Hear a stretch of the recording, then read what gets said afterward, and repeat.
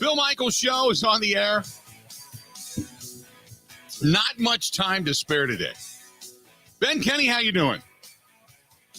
I'm okay. I'm a little tired on this Wednesday. Are you? Not sleep last night? I was in here late last night. A lot of stuff to be done. I went this morning. I had a terrific morning. Got up, got a workout in, went and got my hair cut. And I came home, and our buddy Ernie in Viroqua said, "Hey, can I get you on today?" I said, "Yeah, no problem." And Ernie and I like to talk, but Ernie has no concept of time sometimes. I said, "Yeah, about 9:30, because obviously we go on the air at 10. About a minute and a half ago, I got off the air with Ernie. So I was downstairs and had not, because usually I get in here about 9, but because I went and got my hair cut today, I couldn't. So I had not really prepped anything to set up for the show in the studio. And Ernie and I were sitting there talking. All of a sudden I looked up at the clock. I'm like, dude, I got to go. And so I literally was flipping switches on, turning things on, trying to get lights on and all that kind of stuff as, the top of the hour update was going. So a little disheveled running into the studio today. Packers back in the practice field. So we're going to hear from Aaron Rodgers today. I'm going to hear from Matt LaFleur today.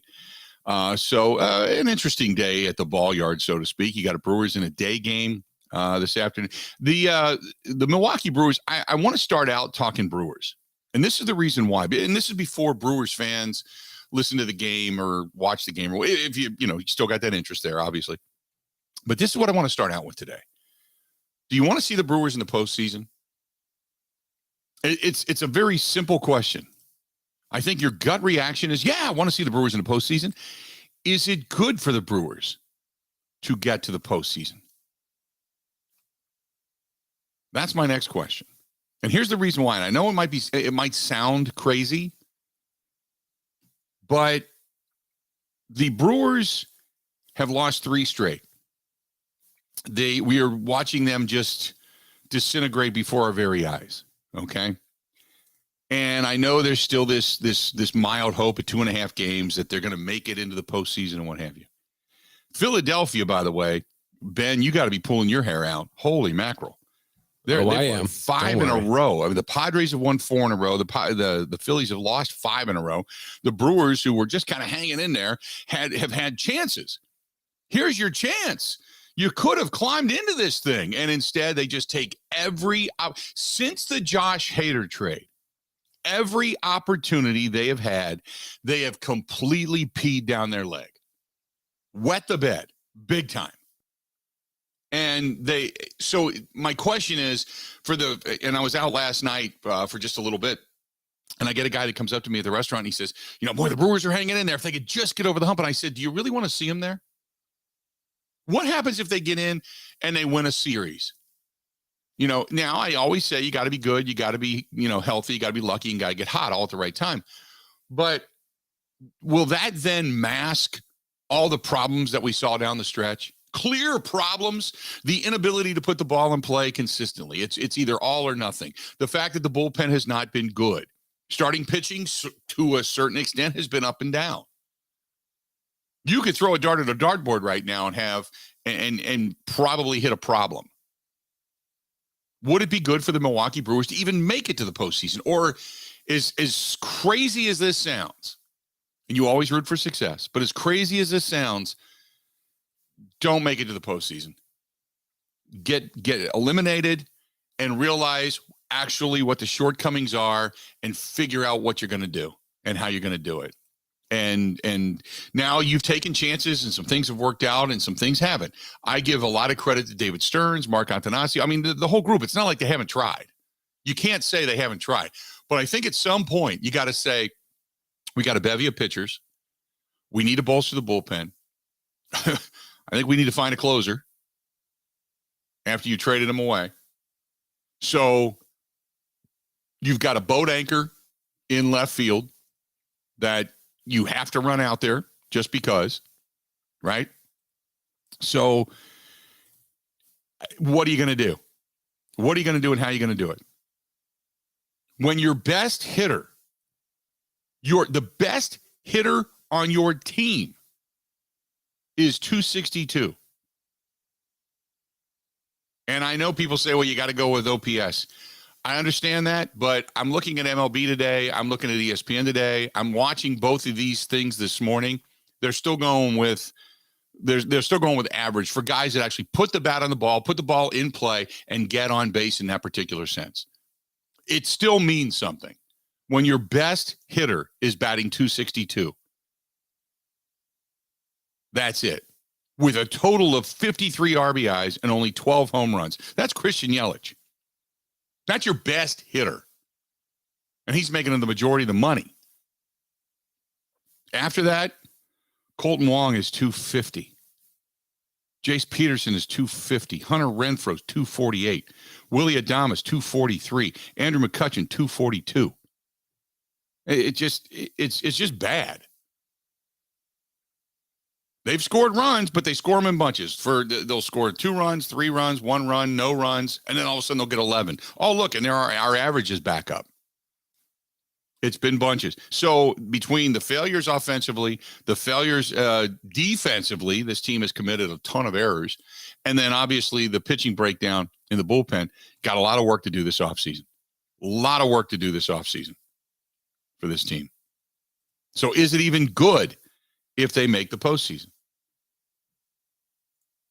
Or, as Andrew says, let them make the postseason and get humiliated by better teams, and then maybe we can look at this team and say, start to scrap some of these pieces and actually spend some damn money or find an owner who will. Now, let me back up on that statement, Andrew. Andrew says that. You're not going to find another owner that's going to come in and spend a ton more money unless you find some multi-conglomerate that's going to come in and they just don't care and they're using it as some kind of a write-off, okay? Mark Attanasio has done a good job. He spent the money when he's had to. He spent the money on Christian Yelich. It turned out it was throwing bad money down a hole because Christian Yelich has been sub-Christian Yelich. And I was just talking with Ernie about you in Viroqua. And he said, well, Yelich, not bad as a leadoff hitter. You're right. But that's not what you're paying him for. You're paying him based on the 360 or 324 or 326 batting average that he had from years gone by when he hit 40 home runs, when he earned that money then. That's what you're paying him off of. You're not paying him to be a leadoff hitter. You're paying him when he batted 329 in 2019, 326 in 2018, 282 in 2017. When he gave you 36 and 44 home runs. He hit 80 home runs in 2 years. 80 home runs in 2 years. He's hit 33 since in 3 years. 80 home runs in 2 years, 33 since. He drove in 81, 110, and 97. Now he's driven in 22, 51, and 53. But he got paid coming out of that 329 year. I hate to kind of throw the daggers at Christian Yelich, but it starts there and it trickles down. And then obviously you're going to have some issues when it comes to who you're going to pay in the pitching staff. Brandon Woodruff, Corbin Burns, the whole group of them, all the young guys that are going through arbitration right now, eventually you're going to have to pay them. And if you just start letting them go, then all you're going to do is tell the fans, yeah, we're going to churn out talent and get rid of it. That's what we are. We're a talent manufacturer for the big market teams. That's what we are. That's what we are. If we catch lightning in a bottle, you can root for us. Yay. Oh, by the way, $15 a beer. 877-867-1670, 877-867-1670. Randy says somebody was going to pay Yelich. I agree with that, Randy. Randy, I 100% agree with it. I 1,000,000% agree with the signing. 1,000,000%. Not saying they shouldn't have done it. They should have done it. What I'm saying is, since then, he has been a boat anchor.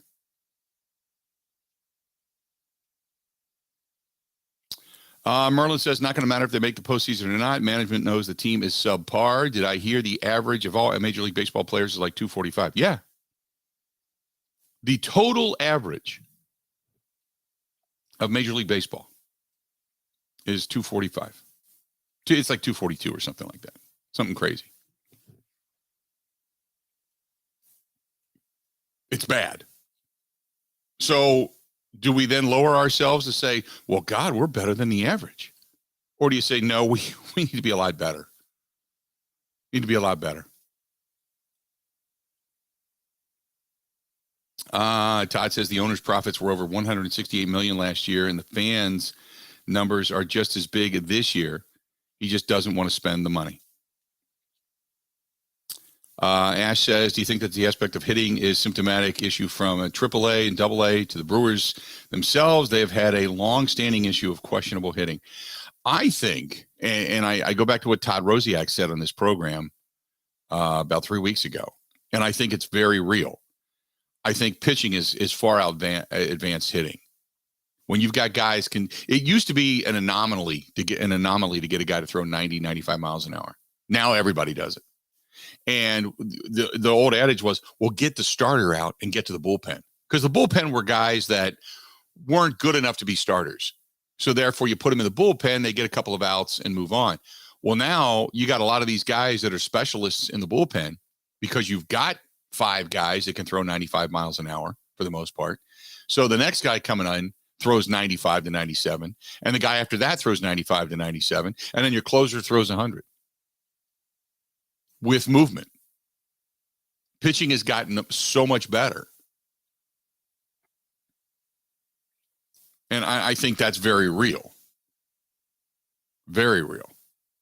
The pitching labs, where the Brewers actually started this, the pitching labs in spring training facilities to analyze everything from spin rate of the baseball to your hand motion to snap and whip of your elbow to your arm to your wrist to your fingertips. All of that has become so much more advanced, which has allowed pitching to grow and get better versus hitters who have just kind of stayed the same. And, it's easy to say, well, hit the opposite direction. I say it all the time. And, if they're going to put the shift on, you hit the opposite way. And the reaction time has become so much more minimal that you don't have that ability sometimes. It's not a matter of want to, it's a matter of able. And only the elite will be able to do it. I think there's a culmination of things, but the bottom line is this. While the Reds and the Pirates and the Cubs would kill to be in the Brewers' position, I also think the Brewers would kill to be in the position of the teams like the Mets and the Dodgers and the Giants and the Padres and the Yankees and the Astros. The Astros have been consistently good. They are a larger market team, absolutely, but the Astros have been consistently good. You look at it. If you look beyond just the money, look at the teams that have been consistently good. Tampa Bay's been a consistently good team, but they've much like the Brewers, they've had to feel their moment. The problem is the Brewers have never felt their moment. The Brewers have faltered. Tampa Bay has got themselves a championship. I think money and success and technique and hitting the right player at the right time, all of that goes hand in hand. And you now have to step back and go, okay, we've tried this, we've thrown bubble gum over here, we're putting duct tape over here, we're doing this over here. Now you got to go, okay, wait a minute. Okay, let's look at this whole thing. And either you have to come back to the Brewers fans and go, you know what? We gave it a shot, didn't get there. We've put patchwork pieces in place, didn't get there. Now, time to break it back down. Or you say, this piece, they're not coming back. We're going to go all in on this, and this. Because let's be honest, Rowdy Tellez is a DH. You need an everyday first baseman that also gives you pop. You need a third baseman that's consistent. You need a center fielder that's consistent. Most general managers would tell you, we got to be better up the gut. Colton Wong, that's a coin flip. Because if your battery up the gut is not good, then you already start out the season with weaknesses. And Colton Wong, coming off of a decent year, has now had a bad year. Has he fallen off the table? Or maybe I'm kind of hoping in the back of my heart that somewhere in the offseason we hear, Colton Wong was ailing with this. And that would explain the downfall in numbers, the errors that he has had, because he has not looked like the Gold Glove second baseman that the Brewers brought in and made the deal for. In what we thought was going to be a sell-off year rather than a buying year. He has not looked like that guy. There's other guys other than Christian that have also faltered. Lorenzo Cain was terrible. Colton Wong, not good. Third base, which I thought was completely solidified, has not been. First base, been solid. For the money you're paying, really solid, but can be better. I just went over 4 out of your starting 9 positions that have had subpar years. You're not going to win like that. Not going to win like that. Complicated fella says, how about the Brewers owner showing the fans the books? And if he's losing money, I'll give him a pass. He's never showed the books. No owner in baseball shows the books. They refuse to, which is the reason you can't get a salary cap. Because the owners won't show the numbers. You're 100% correct, but don't single out Mark Antanasio. Because no owner in baseball is showing the books.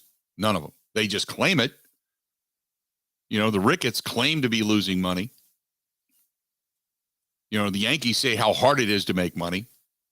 The Dodgers ownership group has talked about the amount of money they've spent and going into the red and trying to win a championship. And they've talked about that in years past, but which I find completely ridiculous. The Angels, I can believe it. They've spent a ton of money and haven't won anything. But no owner in Major League Baseball is showing their books, which is the reason the Players Association for years has said there's no way in hell you're coming to us with a salary cap and we'll ever vote for that if you're never going to show what you're actually making. The NFL, they show it. Teams have to show it. Baseball, nada. Never going to happen. Never going to happen. So the question is, do you want to see the Brewers make the postseason? There is a positive to it if they do. If they do. And I'll tell you what it is when we come back. Stay tuned. A lot more of the Bill Michaels Show on this Wednesday edition. Don't forget, we're going to be at the Mecca Sports Bar and Grill tonight. It is the Bill Michaels Huddle coming up 6 to 8. Brought to you by our friends at Bud Light. Looking forward to it. If you're going to be out and about tonight, come on down, grab some wings, grab some food, take a listen, enjoy the night out. Going to be at the Mecca Sports Bar and Grill, the Deer District, coming up tonight, 6 to 8. Can't wait. More of the Bill Michaels Show next. Covering Wisconsin sports like a blanket. This is the Bill Michaels Show on the Wisconsin Sports Zone Radio Network. One of the worst things that you can hear, you have cancer. The worst is when you hear the words, your child has cancer. When a child is diagnosed with cancer, it changes their world. Sometimes they can't even do things that they really love, like playing soccer, riding a bike, going to prom, attending school. Children with cancer spend a lot of time away from others, time in the hospital, treatments, tired, nauseous, and they feel isolated. That's where Special Spaces Wisconsin steps in. They provide these children with a special space where they can not only sleep, but they can play, they can heal, they can spend time away from the challenges of their illness. It's a customized bedroom designed just for them. How about a princess castle or a pirate ship or a sports-themed bedroom? They transform that child's existing bedroom into a place that only he or she can imagine, a place for them just to be a kid. This effort is done with teams of dedicated volunteers and sponsors, just like our friends from Pella Windows and Doors of Wisconsin and all the community partners. If you'd like to find out more or to donate, go to specialspaces.org. That is specialspaces.org.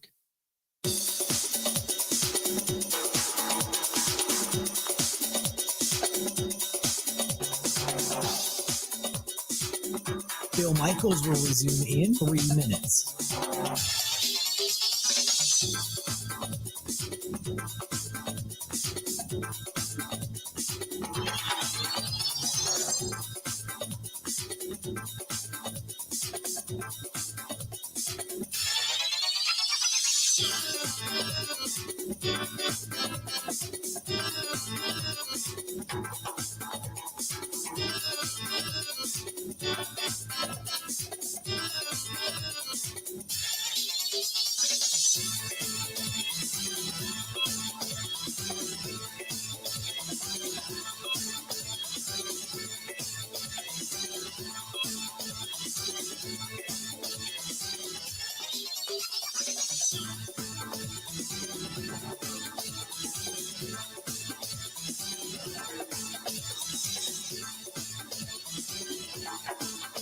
Bill Michaels will resume in 2 minutes.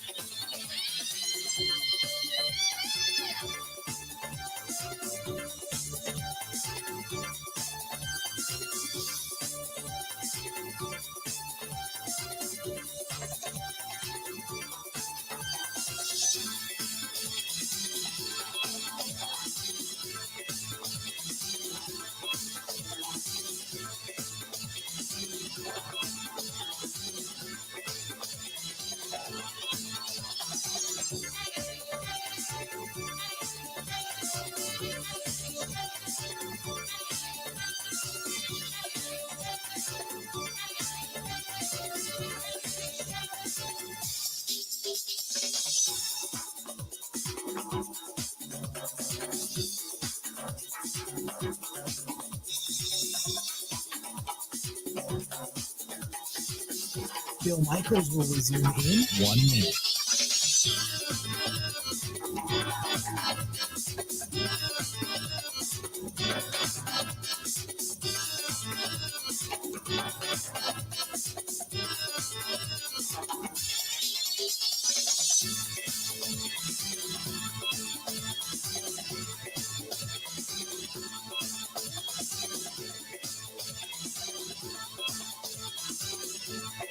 Bill Michaels will resume in 30 seconds.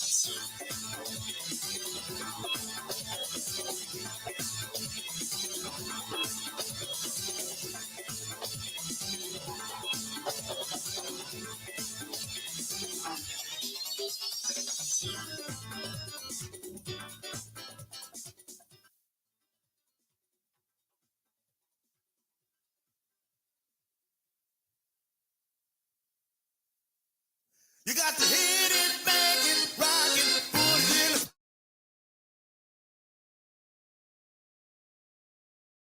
it in the pocket.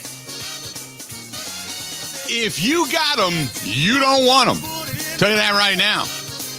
Bed bugs, ants, roaches, flying stuff that comes out of the vents in your house. Telling you what, our friends over at Milwaukee Bedbug Pros, they can help you out. Whether it's preventative, which I think is something that's key and people don't even think about when you talk about home ownership or something, all the way to getting rid of what's an infestation. They're safe, they're effective, they have thermal and chemical options. By the way, if you got a kid, young kids, no problem. You got pets, no problem. Seriously. The treatment, it finds and kills the bugs and the eggs. And they show up at the house, or whether it's a residential or a townhome, multi-unit apartment building. There's condos. You can think of a dorm room, hotels, motels, resorts, medical facilities, daycare. They can customize it for any budget, any solution, and they're discreet about it. But that's the Milwaukee Bedbug Pros. They're so good. And don't let the name Milwaukee fool you. They go all over the joint. So get a hold of them. If you got them or you want to be preventative. I had stink bugs in my house when I first moved here that were they'd pop up everywhere. They'd be on curtains and they'd be on, the floor and on the rugs. They'd be in the ceiling. They'd be in the vents. And God forbid you suck one of those things up in a vacuum cleaner. You got to sell the house. It's terrible. And that's it. One treatment, bang, gone. I think I've seen 1 or 2 this year. Swear to God, that's it. I mean, and everybody knows if you ever get those things in your house, they're terrible. But they've just, they're good. I don't know what else to say. Call Michael, 414-877-5811. That's 414-877-5811. That's the Milwaukee Bedbug Pros, 414-877-5811. Give us a shout if you choose to do so. Scott says, I look back at the trade and scratch my head now wondering why they didn't leave Williams set up and Rogers as the closer. He looks back on that. He said, how about the Brewers owner showing the fans the books? The Texas Badger says, listening from Amarillo, Texas. I stopped watching the Brewers after the Hader trade. Yelich had to be cheating or using the juice or something for the drop-off to be this bad. The team is pathetic. Yelich is a thief. ESPN Steve says, I don't understand why someone is being paid big money, has to play when you get nothing out of him.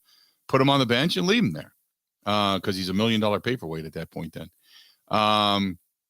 This one's from John, says, does anybody believe that if the Brewers make the postseason, they won't get stomped? I'm on to football. They haven't had a hot streak all year. It's not going to happen. Here's the reason why, if you're in the pro postseason, kind of lot, if you will. Because the pro postseason lot would be, they would get additional money. Now, the one thing I will say is the first round of the playoffs, the players get the money, a majority of the money, but it still gives the team itself additional funds. So you always want to see your team do well enough to make more money because you're hoping that they can turn around and spend that money, whether it's via the facilities or player personnel. We always want to see better player personnel, but let's be honest, they still have that nut to pay down in Arizona. Right after they opened up the American Family Fields of Phoenix, COVID hit. And you still got that to pay back, that $60-something million renovation of the fields in Maryvale, which is a beautiful complex. And the way they did it is perfect for what it is, rather than insisting on getting a new stadium. But it's always better to have your team in the spotlight, merchandising, making money, and things like that. The negative side is that, we as fans, now I'm sure David Stearns and company know what they do and don't have, but the negative side of it is that, fans begin to buy into, we made it to the postseason, which is true. That's undeniable. But we've all seen the problems all season long that have plagued this team, and they're going to be the same problems that actually kill this team in the postseason. We know it. We know it going in. 877-867-1670. If you want to find us, please feel free to go ahead and do so. Let's go to Carson from Green Bay. Carson, welcome to the program, man. What's going on? Hey, how you doing? Doing well. What's up? So I just want to good. So I just want to touch on a couple things real quick. So to answer your question, no, I wouldn't want to see him in the postseason. This whole year has been kind of up and down. You touched on it already. They're, the batting, no one's even hitting their weight. It seems like our middle relief has just been terrible all year. And then as soon as they got rid of Hader, our bullpen's just been terrible. But, people been hounding Yelich for, not being able to hit what he did those 3 years that you were just mentioned before. And I just wanted to call in to say, I broke a kneecap 5 years ago, and I'm a guy, I work out every day. I know I've been through the ringer with this knee, and I still haven't, feel like I'm fully healed from it. And when everyone says he's not, putting up the numbers that he did, it's a process. The knee isn't something that people, see as something that's that big of an injury. But, playing baseball and it's your front leg, I could see how that could really hinder somebody. And, he's batting, a 264 somewhere around there? Yeah, 264. I feel like now so I think he's starting to come around, but, you got to give the guy some slack. I feel like it's a process and it's going to take time. And then my only other thing, I'll take the answer off the air, is, I feel we're not, people say we ain't paying anybody, but what about paying the batting coach? Because I feel like we've lost a few good batting coaches in our day, and I feel like the years that Yelich was hitting, where's that batting coach at now, and what is he doing for the other team? And I'll take the answer off the air. All right, buddy, appreciate it. They have switched out batting coaches again and again and again. This year they've got two. They're spending the money on batting coaches. It's just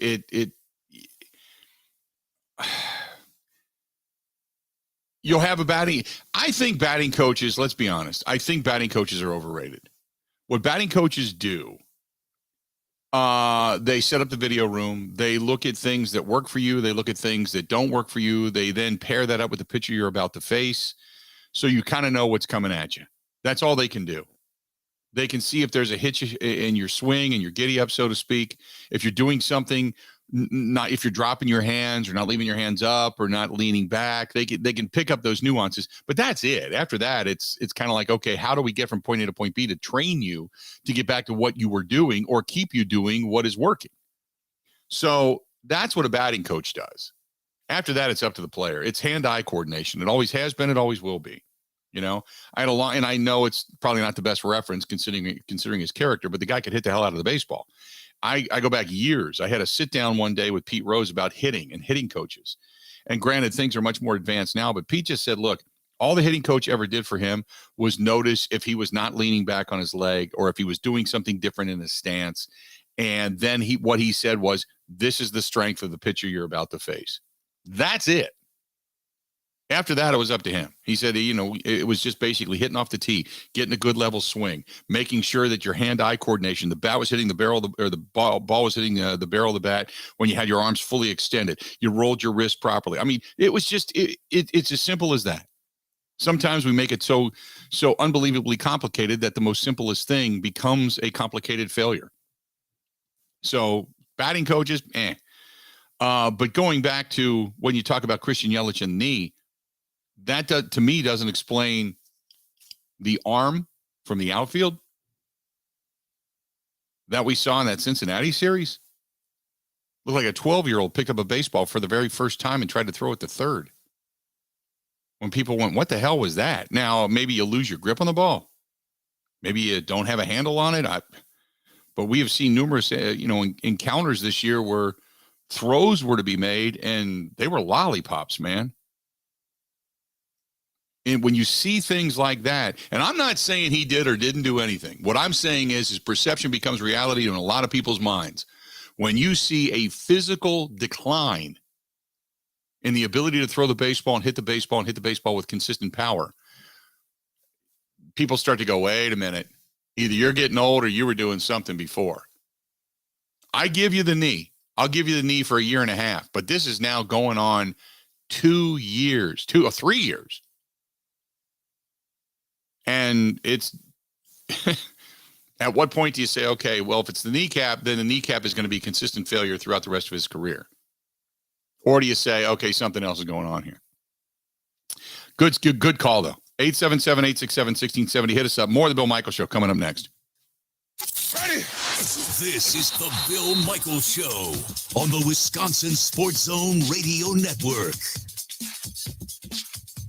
Wisconsin isn't snobby, snooty, or pretentious. It's Midwestern charm at its finest. And that's exactly what Forgotten Fire Winery in Peshtigo is all about. Fun in a bottle without the attitude. You can find their full wine and cider lineup in their tasting room or in liquor and grocery stores throughout the state. The winery is a great place to get away for wine and cider tastings, great live music, and private events all year long. Remember, any time is a great time for Forgotten Fire wines and ciders. Wisconsin wine made from Wisconsin people.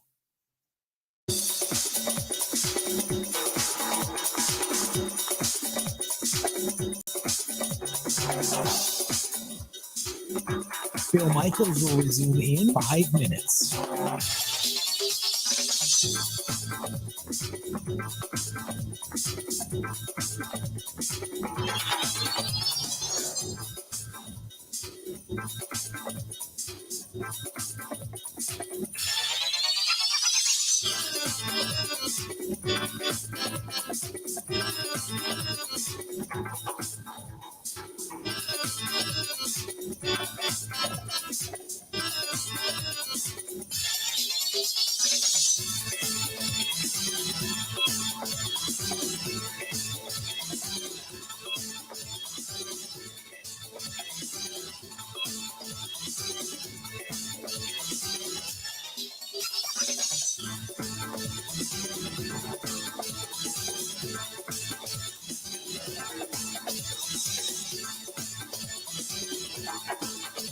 Bill Michaels will resume in 4 minutes.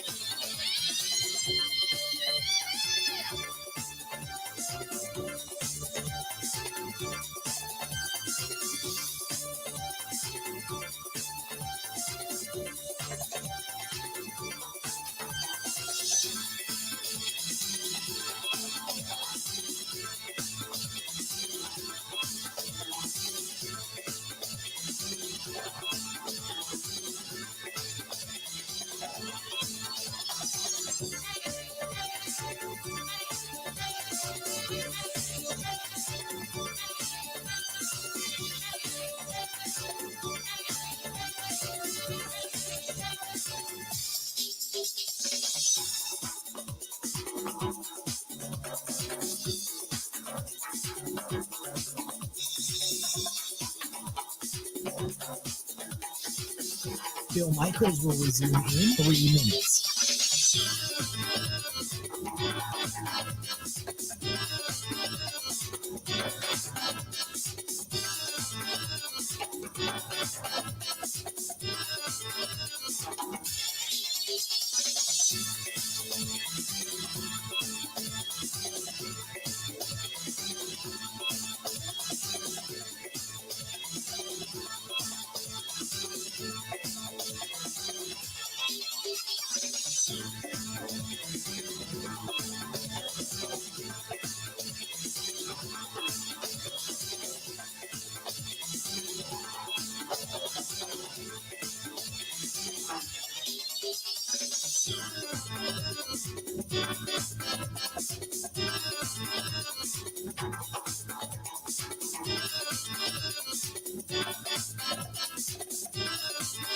Bill Michaels will resume in 2 minutes.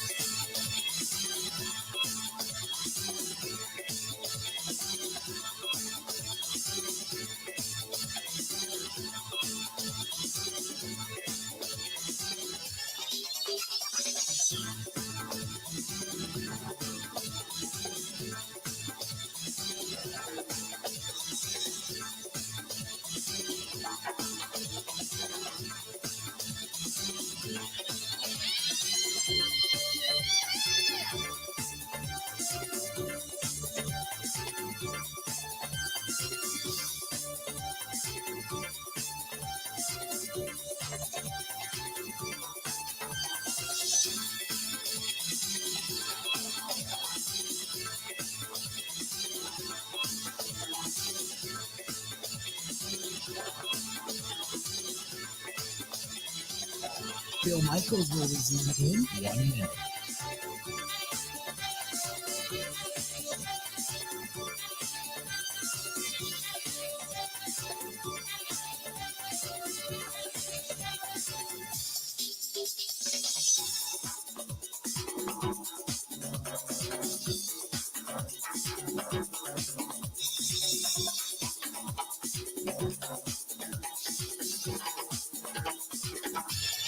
Bill Michaels will resume in 30 seconds.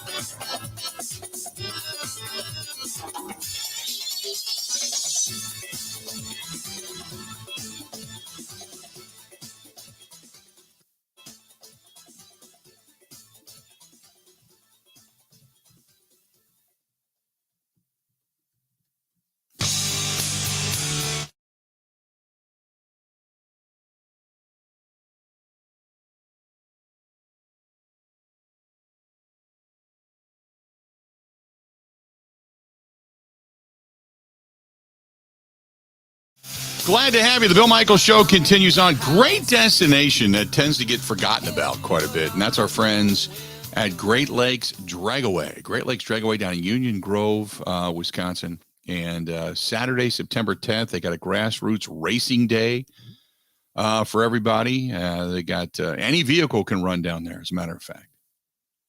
Coming up, they got a great one going on. I think I said September 10th. I think it's September 10th and the 22nd, as a matter of fact. Coming up tomorrow, they got the Grassroots Day. The Machine Nationals were just there, which was a huge hit. A lot of people were a part of that, man. It was a lot of fun. But check the schedule. Go to GreatLakesDragaway.com, GreatLakesDragaway.com for the full schedule of events, what's going on down there. Because here in the month of September, they got Racing for Everybody. They got Streetcar Tuesday coming up. They got Mark's Street Wars coming up on the 25th. And then Bikes, Funds, Racing for Everyone and Snowmos going on down there on the 30th. So big stuff. Big stuff going on at Great Lakes Dragaway all through the remainder of the month. Go to GreatLakesDragaway.com. And the Slicks and the Drag Radials also coming up every Wednesday night. So today they've got that going on down there. Mark Schofield coming up here after the top of the hour, by the way. We're going to talk with him, little NFL chatter, get back into that. Just an FYI. And don't forget, coming up tonight, we're going to be down at the Mecca Sports Bar and Grill, Deer District, downtown Milwaukee. Come on out and say hi. We're going to have the huddle this evening, which should be a lot of fun. Oh, really great place, too. And it's all brought to you by our friends at Budweiser. Kevin says, maybe Christian Yelich needs to train with Rodgers and start drinking some of the special tea and then love himself some more. I don't think you necessarily need to go to the T route. Lance hits us up over on Twitter, which you can do as well, by the way. You can hit me on Twitter at Bill_Michaels. Follow over there at Bill_Michaels, Michaels. So the first domino that needs to fall is David Stearns and his future with the Brewers. I clearly think he wants out and wants to be with the Mets organization. If that's the case, make the trade now and get something for him before you lose him as well for nothing. And then if he does go, then you go to a total rebuild. I don't think you have to go to a total rebuild, but I think there are some things you're going to have to tear down and you're going to have to figure out. And Matt Arnold will then most likely be the next guy in line to do so. I think he would become the obvious choice for general manager for the Brewers unless they decide to get outside of the organization. But we'll see what happens. Or unless Matt Arnold then goes and becomes president of operations under David Stearns for the New York Mets, then you really have to start looking for a, kind of a system, so to speak, to fix. This one, who's this one from? This is from Patty. Patty says, I've enjoyed Brewers baseball all my life. I'm not going to root for them to fail, but I agree with you. If they get to the postseason, it may cover up some of the oddities this team has faced all season long. One day they can hit like there's nobody's business. The next day they can't hit as if they've never seen a baseball before. And then she says, it wasn't cool last night when the fan gave Aaron Judge the home run ball. It was. That's a great question, too. What would you do because Aaron Judge, for those that did not know, he hit the historic 60th home run last night. And the Yankee fan that gave it back to him got a real nice picture with him, was brought down into the clubhouse and did not ask for any money. And the question is, I guess, what would you do if you were there last night and you caught that 60th home run ball? Because it's worth money. You could probably get from a Yankee fan $50,000. So do you give it back to Aaron Judge and hope that the Yankees and the organization would some way karma-wise take care of you? Or do you say, yeah, it's a souvenir, it's a memento, and I'm going to make money on it? No, I'd get an autograph. If I was a big Yankees fan, Judge is obviously probably my favorite player that's playing on the team. I'd get an autograph. I'd give it to him. Yeah. It's one of those deals. There's that guy, Zach Hampel. Have you been following this story? No. The guy who runs around to every stadium and steals home run balls from little kids? No. I've heard the name. I have not followed the story of this, though. Oh, he has a big brand built on that and always gets a ball at every stadium because he's running in between sections and, bodying people out of the way. Like what he does is he, keeps all the balls, doesn't give them back. And I don't know. I find it kind of scummy. Like that ball means more to the player than it does to me. So there's something, I like the assigned ball, something separate, but I'd give it back. No doubt. Okay. I would. I would definitely give the ball back. And here's two reasons why. I'd give the ball back because I think it's a piece of history that person should own. First and foremost. What would piss me off, this is what would piss me off. I would give it back, but I would give it back under the promise that you're keeping it. If I turn around later in life and Aaron Judge suddenly says, I'm getting rid of a lot of my memorabilia, like some of these players have later in life when they suddenly find they've blown all their money. And he says, I'm going to sell off all this memorabilia that I have in my house. And suddenly that ball goes up for auction. I do it under the contract of, I'm going to give it to you, but you're going to sign the paper saying, whatever you end up selling this for, I get half if you decide to sell it later on down the road. Because I've seen that happen. And I think then you're basically you're handing money to that person that doesn't need it. But that would be the only stipulation I would have, that if you do this with it, you give half back to me. And then I would say, absolutely take it. Because then maybe there's a windfall down the road. But otherwise, who cares? I think history-wise, it belongs to them. Even though we do believe that, everything that's hit into the stands then becomes a fan's souvenir. And it is about the fans. It is the fans' game. But I think that if Aaron Judge hit the 60th home run and I was happy, I happened to catch it, I'd probably be the guy to go, you know what? I'm gonna head back down and give you the baseball. Mike Evans will not play this weekend. The NFL said, thanks for the argument. You came off the bench. You hit another player.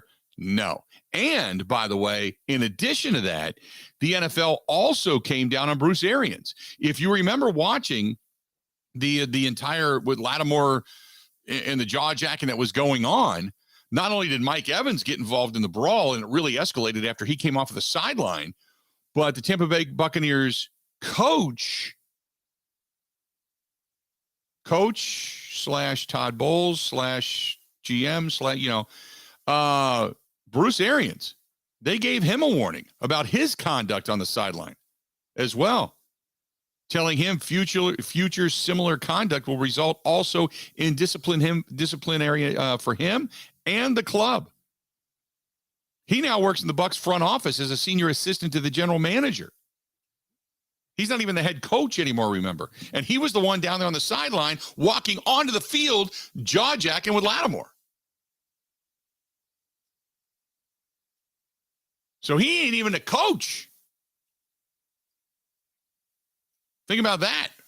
So anyway, the NFL said, nah, baby, nah. Evans will sit out this game against the Packers. More to come right after this. This is the Bill Michaels Show on the Wisconsin Sports Zone Radio Network.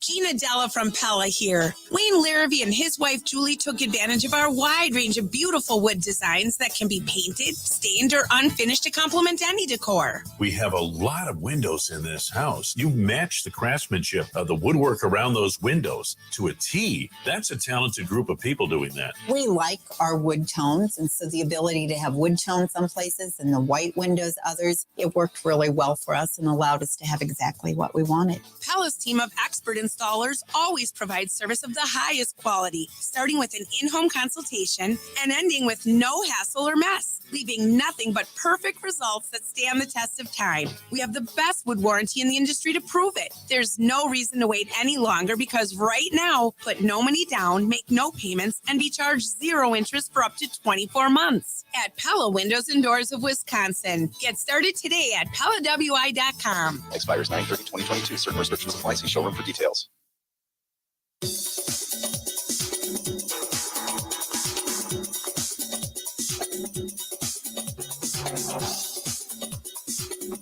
Bill Michaels will resume in 3 minutes.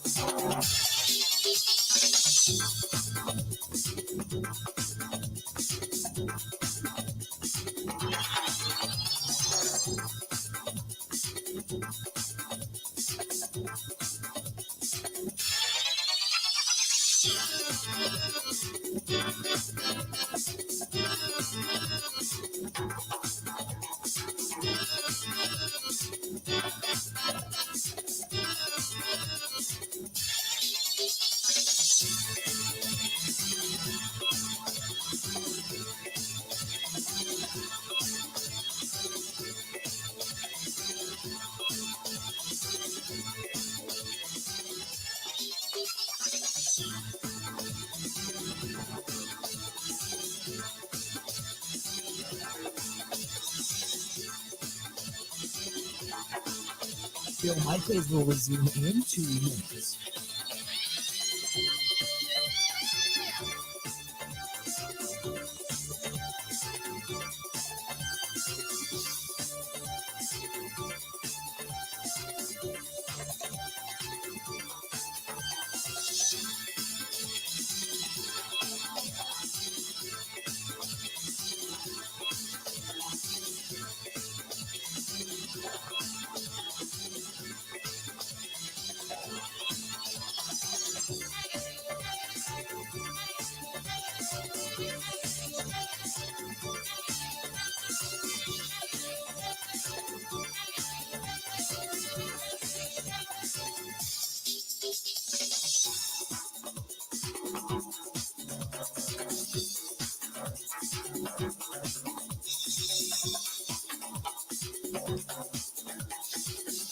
Bill Michaels will resume in 1 minute.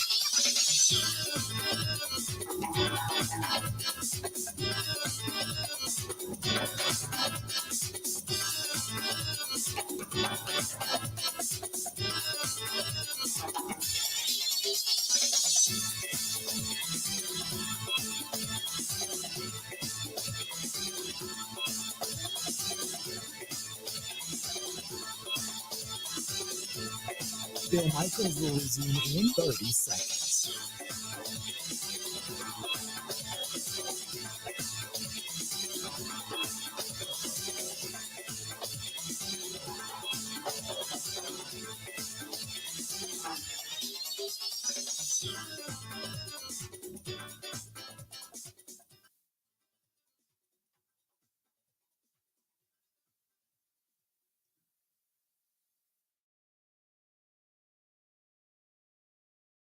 Green Bay, here's Mike Clemens. The Green Bay Packers installing a game plan for Sunday's game in Tampa against the Buccaneers. The Packers making a roster move. They released wide receiver Travis Fulgham, who'd been briefly with the team in camp back in 2020, then had some success that season with the Eagles. They added a linebacker, DQ Thomas, out of Middle Tennessee State. The Packers dominated the time of possession against the Bears Sunday night, but they gave up some big gains to Chicago's running backs David Montgomery and Khalil Herbert, including a 28-yard run on a 2nd and 20 in the fourth quarter. Defensive tackle Jerron Reed on the Packers' run defense. We got kind of a little leaky in the fourth quarter.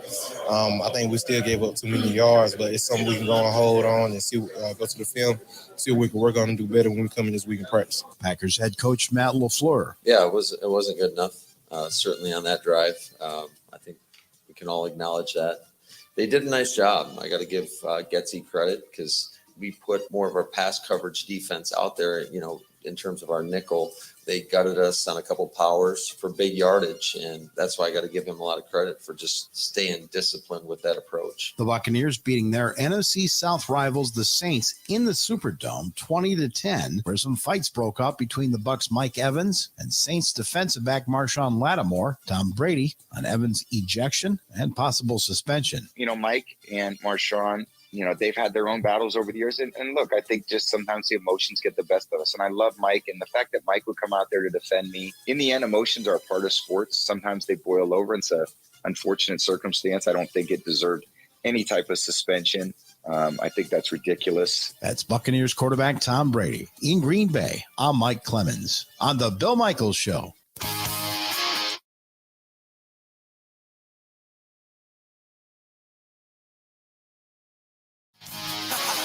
Coming up on Friday, we are, I mentioned earlier in the week that our friends at Pella Windows and Doors of Wisconsin, I can't wait. I'm going to get the new patio door installed. But they did confirm yesterday. I know yesterday during the program, if you were listening, I had said, I think they're doing one of those Wayne Larrabee, Julie Larrabee TV commercials here. Sure enough, I got the script, if you will, yesterday. Really, it's just talking points. And they said, here's going to be a couple of questions they're going to fire at you and just kind of do your own thing. But I'm looking forward to it. But our friends at Pella Windows and Doors, because I use it. It actually gets put in my home. People ask all the time, oh, yeah, that stuff you talk about. Do you really? Yes, I use it. Hell yeah. I went to Pella before Pella came to me. That's how good those windows and doors are. That's how much I believe in them. Because I'm going to show you the inside of my house down in the great room, the last patio door to be replaced. I can go around the rest of the house and show you around if you'd like. I'll do that. You bet. So anyway, in regards to Pella Windows and Doors of Wisconsin, they're coming here on Friday to shoot the TV commercial. But now's the time to do it. If you want to get these things installed, it's about 7 weeks from beginning to end. They come out, they measure, then they send off the measurements and all the things that you need, including the hardware and such. And then they put them all together and ship them out, and then it comes to you and gets custom installed. And, the Spectrum team comes in and they do their thing. It's awesome. Pella Windows and Doors of Wisconsin, take advantage of their wide range of beautiful wood designs. They can be painted, stained. You can get them unfinished, complements any decor. And the best part about it is right now, no payments, no money down, no interest for 2 years, 24 months, 2 years. That's our friends at Pella Windows and Doors. But by the way, the deal on this expires at the end of the month. So if you're going to do it, you're thinking about it, make the phone call now, get on the books, get scheduled. It's a free consultation, for God's sakes. But get it scheduled. They'll come right to your house. You'll be good to go. That's our friends at Pella Windows and Doors of Wisconsin. Coming up after the top of the hour, we're going to get back into some football chatter. But the breaking news before we went to break there was that the NFL upheld the suspension for 1 game of Buccaneers receiver Mike Evans and warned Bruce Arians as well about his sideline conduct. Evans will not play versus the Packers this coming weekend. So they have got their own issues. Julio Jones, a scheduled day off, not back at practice today. So they've got some other things happening, but we'll see what happens. See what kind of weaponry Tom Brady has. Chris Godwin was out at practice during the window open to the media day. He was not there. He's working his way back from a hamstring injury that he ended up sustaining during the opener against Dallas. So they are down. They're down their weaponry as well. So we'll see what Tom Terrific can do against the Packers this coming weekend. I said earlier today, I mentioned that I was on WVRQ in Viroqua. This is going to be a battle of the defenses. The quarterbacks, obviously, is goat and all that kind of stuff. That's what it's going to be billed as. But this is going to be what defense can lock down the other. That's what this is going to be, without a doubt. And we're going to hear more from Matt LaFleur coming up today, Aaron Rodgers coming up today. Mark Schofield going to be joining us coming up next as we get back into some Packers coverage, some NFL football chatter. Stay tuned for that. This portion of the program brought to you by our friends at Wabam. WABAM. Go to getwabam.com. That is getwabam.com right here in Wisconsin. Whether it's cleaning products, whether it's some of the ceramics, the Teflons and such that you can spray on your bike, on your motorcycle, on your car, on your boat, or you just want to get some scrubby wipes to clean up around the house from all the sticky, nasty mess that the kids leave peanut butter and jelly on the countertop, whatever it happens to be, they got it. Go to getwabam, W-A-B-A-M, getwabam.com. That is getwabam.com. More of the Bill Michaels Show coming up right after this.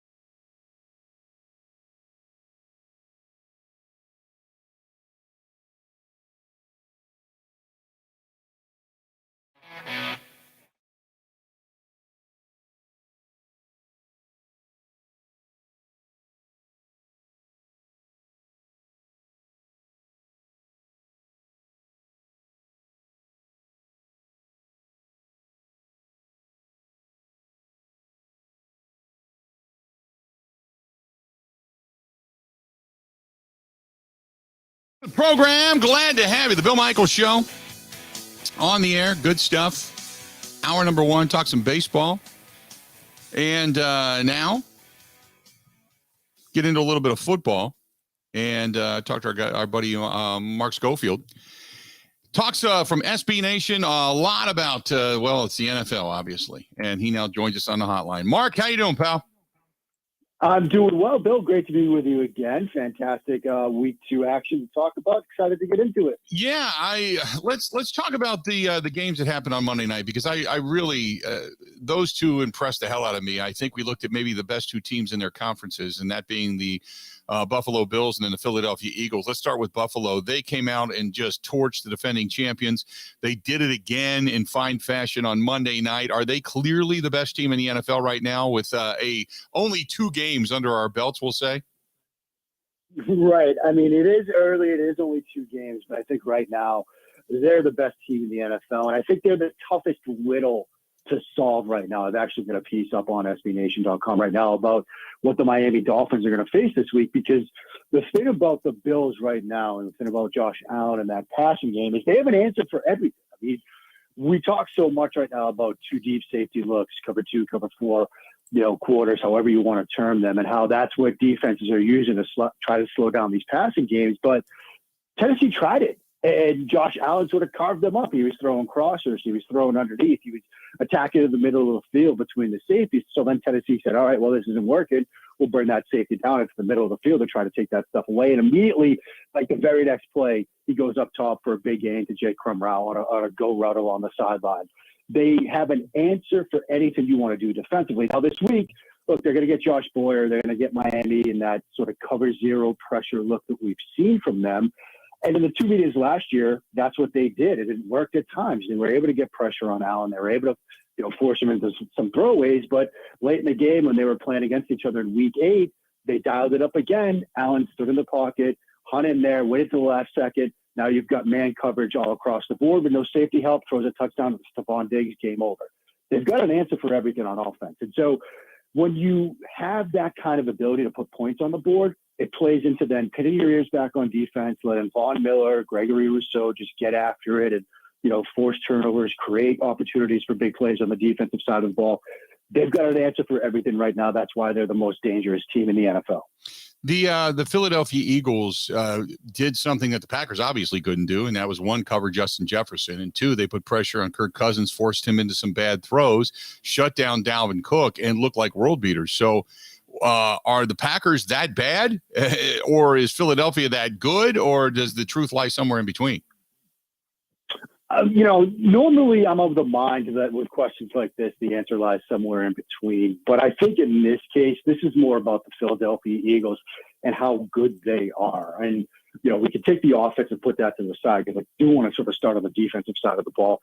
Jonathan Gannon, for the past year plus, has been facing a lot of criticism, honestly, in Philadelphia about being a little bit too passive on defense, playing with softer coverage, not blitzing, not getting after the quarterback.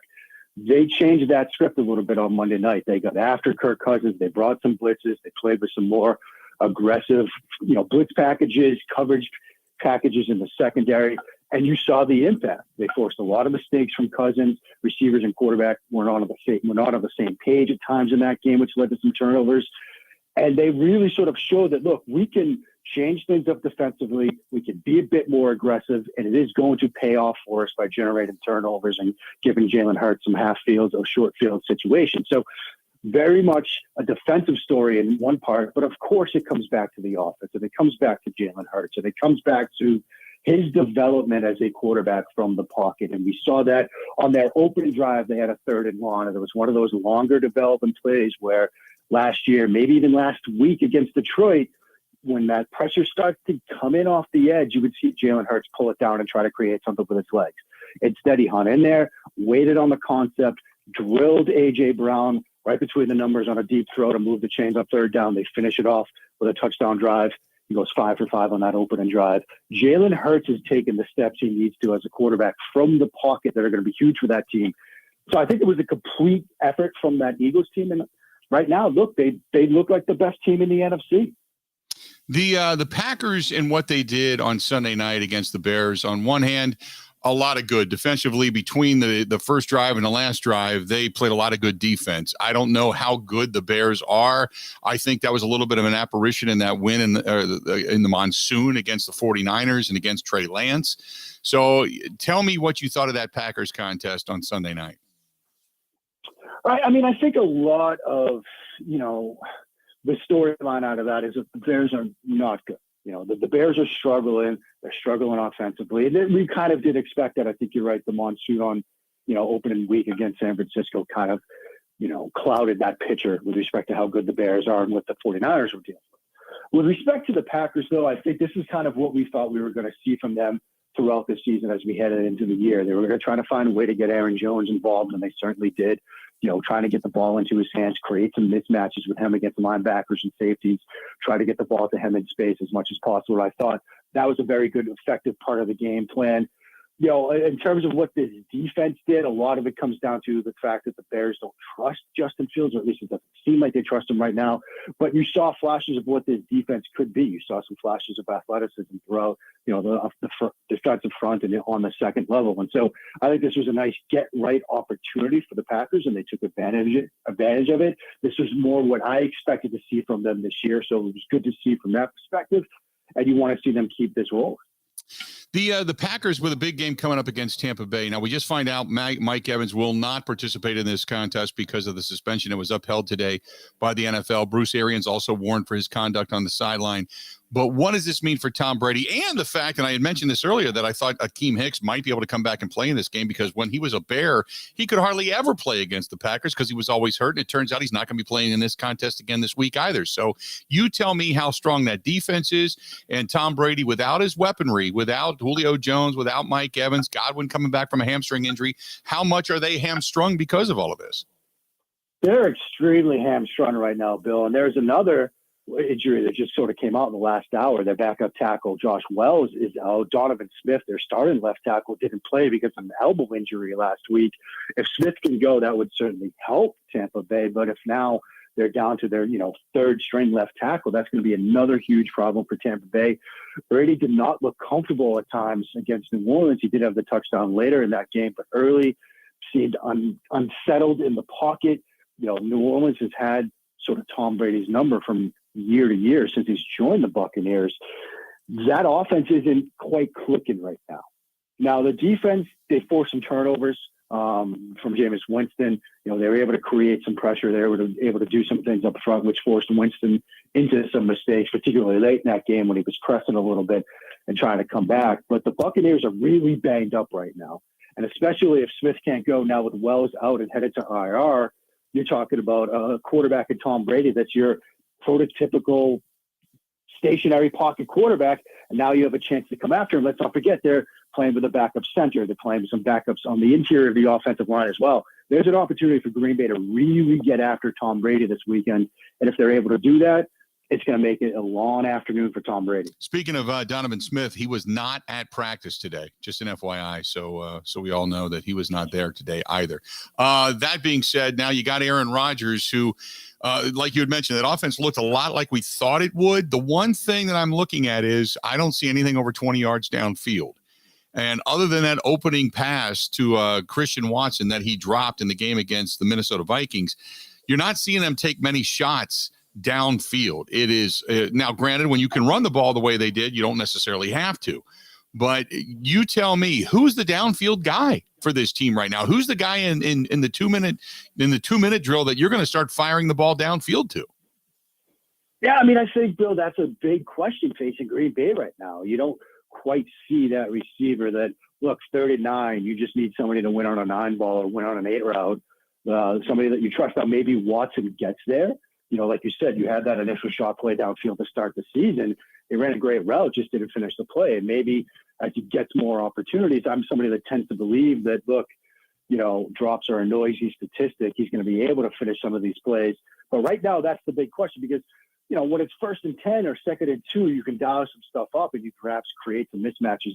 Coach LaFleur loves that sort of, jet all go. You've got the back out of the backfield up the seam with Jones, and you can create some explosive plays in the vertical passing game that way. But on 3rd and 9, nobody's going to really be worried too much about that. You've got to do things a little bit differently. You've got to have that receiver that 3rd and 9, 2-minute situations, like you mentioned, can win downfield. Maybe Watson gets there. Maybe that's the hope. But right now, it is a big question mark. I wanted to ask you also within the division. Now, we know that the Vikings are probably going to be the team that's going to be chomping at the bit to catch the Packers and possibly beat them. But it seems to me like they, week 1, played their Super Bowl. Week 2, maybe were drunk a little bit from it. I know the truth lies again somewhere in between with them. But it seems like Kirk Cousins, when he had pressure in his face and the Packers didn't generate that consistently, he's going to make those mistakes again and again and again. Do we now take that because they got that opening win over the Green Bay Packers? Do we take them really, really serious to say, you know what, this is going to be a team that's chomping at the bit? Or do you look at them and go, it might have been just a week one wonder? I mean, I was always sort of in that latter category. I remember when we were talking about, prior to week one, we were talking about that matchup, but I said, look, I need to see it on a more consistent basis, particularly from Cousins. And a lot of that had to do with how he plays in those pressure moments, because when everything's clicking and everything's going right for him, he can be a dangerous quarterback. He can be a dangerous quarterback from the pocket. But when you start to get pressure, when the pitcher in the secondary changes a little bit, and he's going to navigate both pressure in the pocket and a different look in the secondary than perhaps he was expecting, that's when he runs into trouble. And you saw that on Monday night. And so I'm still not a believer yet in Minnesota. I think, sometimes, as we know, week one can be a bit of a mirage. Obviously, Justin Jefferson is a fantastic wide receiver. We saw that production in week one, but when things aren't clicking right and teams can sort of rotate coverage towards him, where you got a guy like Darius Slay that was able to play effective against him, that offense is going to struggle, especially when there's pressure in Cousins' face. The best team in the NFC, once you get past, say, like Philadelphia right now, things seem to be kind of up in the air. Now, I still don't believe, I don't know what Jerry's smoking, but all of a sudden Jerry believes that Dak Prescott's going to walk on water, come back, be Jesus Christ, and cure all the ills of the world.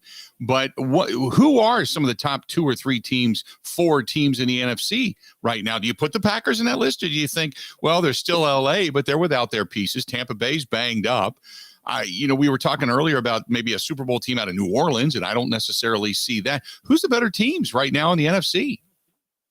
I mean, the NFC is, we expected the NFC to be wide open coming into this year because of some of the moves that have been made this offseason. I think it sort of remains that way. I mean, I think you still have, with Green Bay, with Tampa Bay, it's hard to count those teams out because of the talent and the experience at the quarterback position. So I think you still put those 2 teams in there. I mean, you look around, teams that have yet to lose. Philadelphia, we've talked about them. Tampa Bay, they haven't lost yet. And I think because of the Brady factor and the fact that they're dealing with some injuries right now, they start getting guys back, they'll still be good. I'm not a believer in the New York Giants, nowhere close to it. I think that 2-0 is kind of a mirage right now. And then you get to these couple teams at 1-1. I'm not buying New Orleans. I mean, I keep coming back, Bill, to Detroit. I mean, I know I've said before that team is going to make some noise this year and be in the playoff mix. I think you saw week one, that loss to the Eagles looks a little bit better now after 2 weeks, doesn't it? They come back in that game. It's only a 3-point loss. Then they beat Washington last week. That team is playing hard for Dan Campbell. Again, I don't think that we're suddenly going to be starting to talk about the Detroit Lions making a Super Bowl run. But I think given the wide open nature of the NFC right now, they're certainly going to keep themselves in the mix. Talking about Mark Schofield, SB Nation, before I let you go, that was the signature win Tua was looking for on the road against a former MVP who played extremely well, but 6 touchdowns. Tyreek Hill looked like he was a high school track athlete running against a bunch of kids in daycare somewhere that were only 6 and 7 years old. Are the Dolphins now for real? I think I'm not ready to say they're for real, but I think they're knocking on that doorstep. I don't know if they're going to beat Buffalo this week. But if they, put up an impressive effort, if it's a 1-score game or something like that, that might be that kind of moment where they realize, yeah, we're here. We've arrived. If they go in and they get blown out and Tua suddenly throws 3 or 4 interceptions and it's another, a debacle like we saw Monday night between the Titans and the Bills, then I think, people will calm down a little bit about Miami. But that was the Tua statement game. That was the Tua I've arrived kind of performance against Baltimore this past weekend. And it's not like he did it on all RPOs and slants. He was hitting some throws over the top. He was pushing the ball downfield. These are the kinds of performances Dolphins fans were waiting to see. They got one against Baltimore, who, like you said, got a good game from Lamar Jackson too. So I think they're on the doorstep of being for real. We'll know a little bit more about them come this weekend. Mark, great stuff. Appreciate it as always, and looking forward to talking again. More football, okay? Sounds good, my friend. Talk to you next week. Appreciate it, bud. There you go. That's Mark Schofield every Wednesday right here. Same time, same place. Love leading it off that way when we get back into the full network.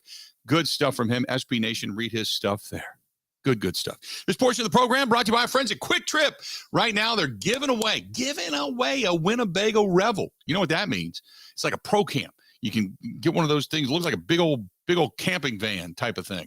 And they're badass. They're 4-wheel drive. You can take them off road. You can go out where nobody goes and just get away from the world. They're self-sufficient. They're really cool, and they're giving one away. But it's coming up at the end of the month, so you got to get your entries in. Go in, use that quick rewards card. Go in and get yourself a Mountain Dew or Mountain Dew products. Use the quick rewards card, and you're going to be good to go. That's our friends over there at Quick Trip. Not to mention, it's just a great place. Just a great place to go. Stop in there any time of day, anywhere, any place, anytime, and you can pick up just about anything you need when it comes to food, beverages, gasoline, snacks. Go into the beer cave. Hell, you're good to go. Or just refresh yourself at one of the refreshment stations, whether it's coffee or sodas, teas, you name it. Not the ayahuasca, but you know what I'm talking about. Stay tuned. Got a lot more of the Bill Michaels Show. It's all coming up right after this.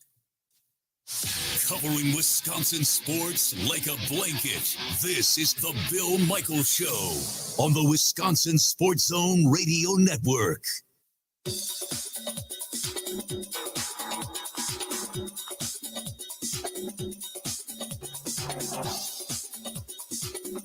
Bill Michaels will resume in 3 minutes.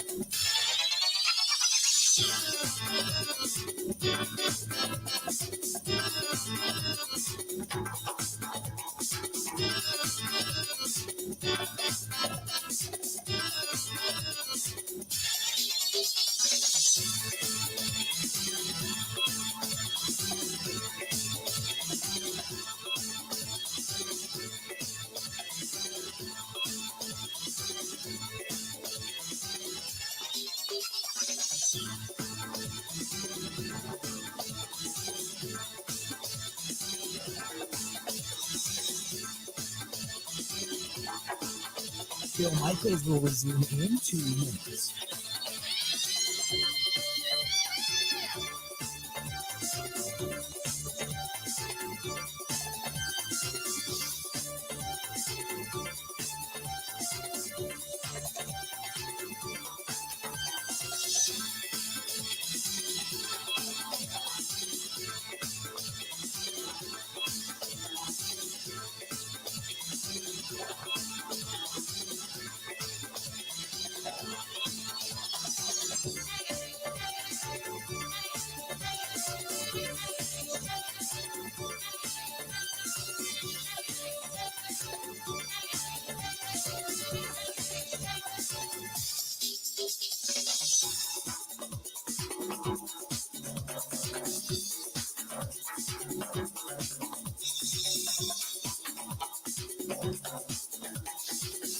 Bill Michaels will resume in 1 minute.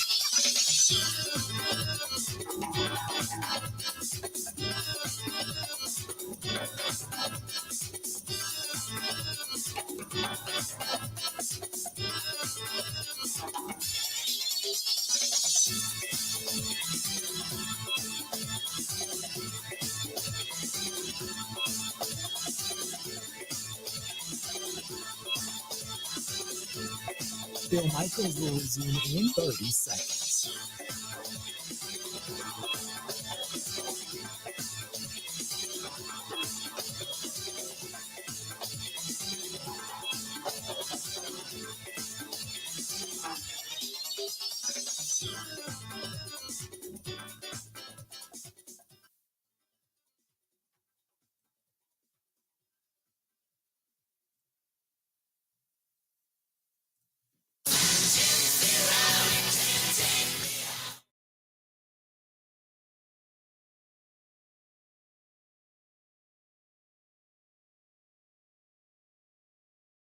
I know what I'm doing tomorrow night. Got a meeting downtown Milwaukee, and the best thing about the meeting is the fact that they said, hey, what about Calderon Club? Oh, now you're talking to my heart. Best Italian food that I've ever stuck in my grill.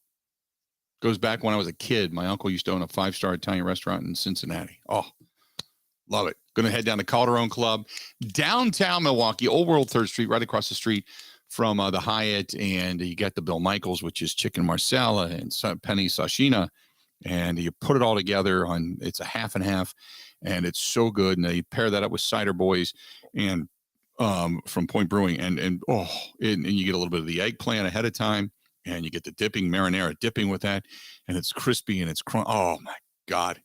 It's not that you need bigger pairs of pants. It's just that you need new pants when you eat this stuff. It's that good. That's our friends at Calderon Club. And pick out what you like. They're known for the spaghetti and meatballs, or you go next door to San Giorgio Napolitana Pizzeria, pick up a pizza over there, which those things are unbelievable as well. Stop down. Calderon Club, San Giorgio. They paired up with Cider Boys. All good from my buddy Gino and the gang down there, downtown Milwaukee. Packers getting ready to take on the Tampa Bay Buccaneers. It's a matchup of the top two teams in the NFC since 2020. Green Bay's got a 27-8 regular season record over that span. Tampa Bay checks in at number 2 with a 26-9 mark. The Packers have not been able to get over Tom Brady and company in the postseason, though. That's the unfortunate. But during the regular season, they've had a little bit of success. Green Bay and Tampa Bay first played 1977. Go back to the Battle of the Bays. And the Packers hold a 32-22-1 record in the regular season series, while the postseason series is even at a game apiece. A game apiece. So looking forward to that coming up. 3:25 kickoff in the afternoon on Sunday. And as we know, the breaking news of the day, Mike Evans will not be playing in this contest. The NFL has indeed upheld his suspension. Here's another piece of news and note.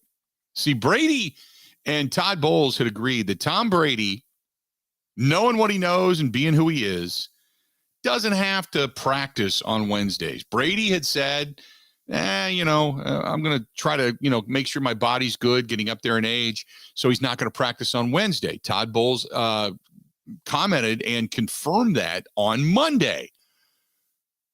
Wouldn't be newsworthy today, but Tom Brady's back at practice. He is. The plan had been for Brady to come to practice and attend team meetings, but to give his body a rest rather than work on the practice field and in pads, Brady was not going to be practicing. He didn't feel like, and the team didn't feel like it was worth it for his body at the age of 45-ish.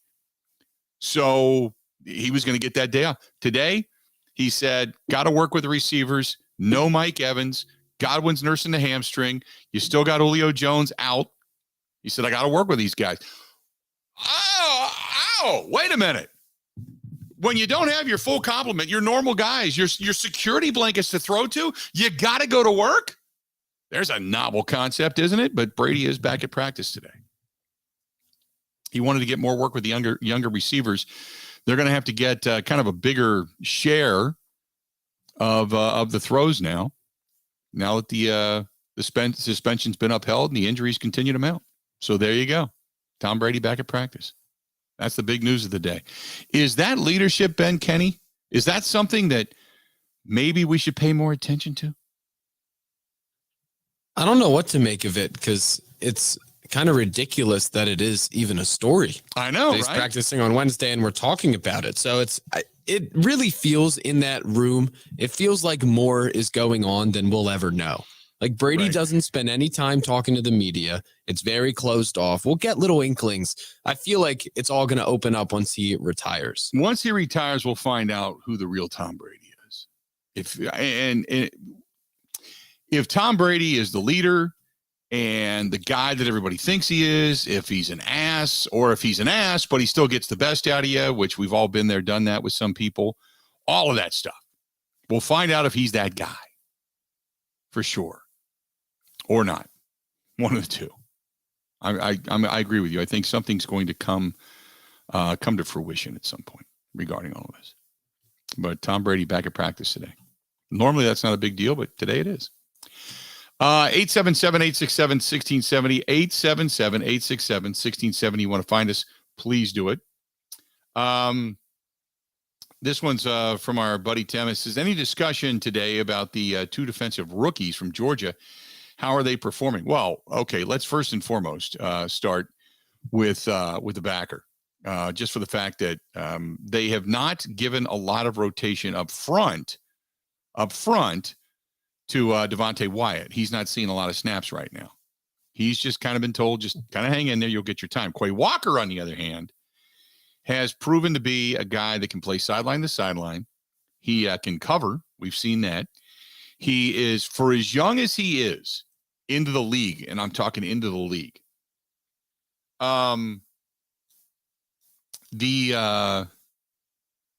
What he has shown is speed, tenacity.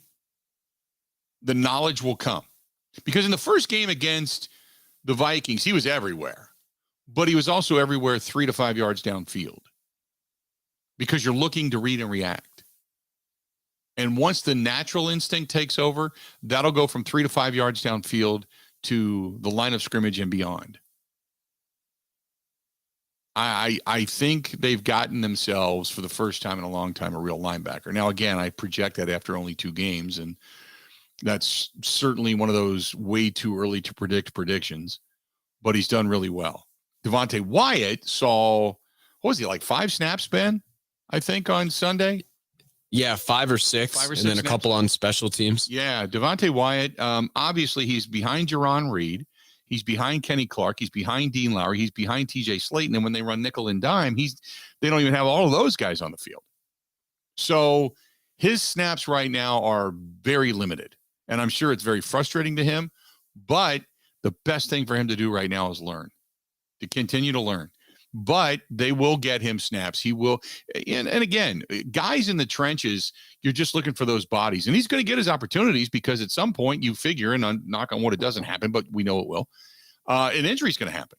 Whether it's to Kenny Clark, Dean Lowry, Jaron Reed, TJ Slayton, somebody's going to end up, Jonathan Ford, somebody's going to end up with a bit of an injury, and then he's going to have to be the guy to come in. So he'll get his time.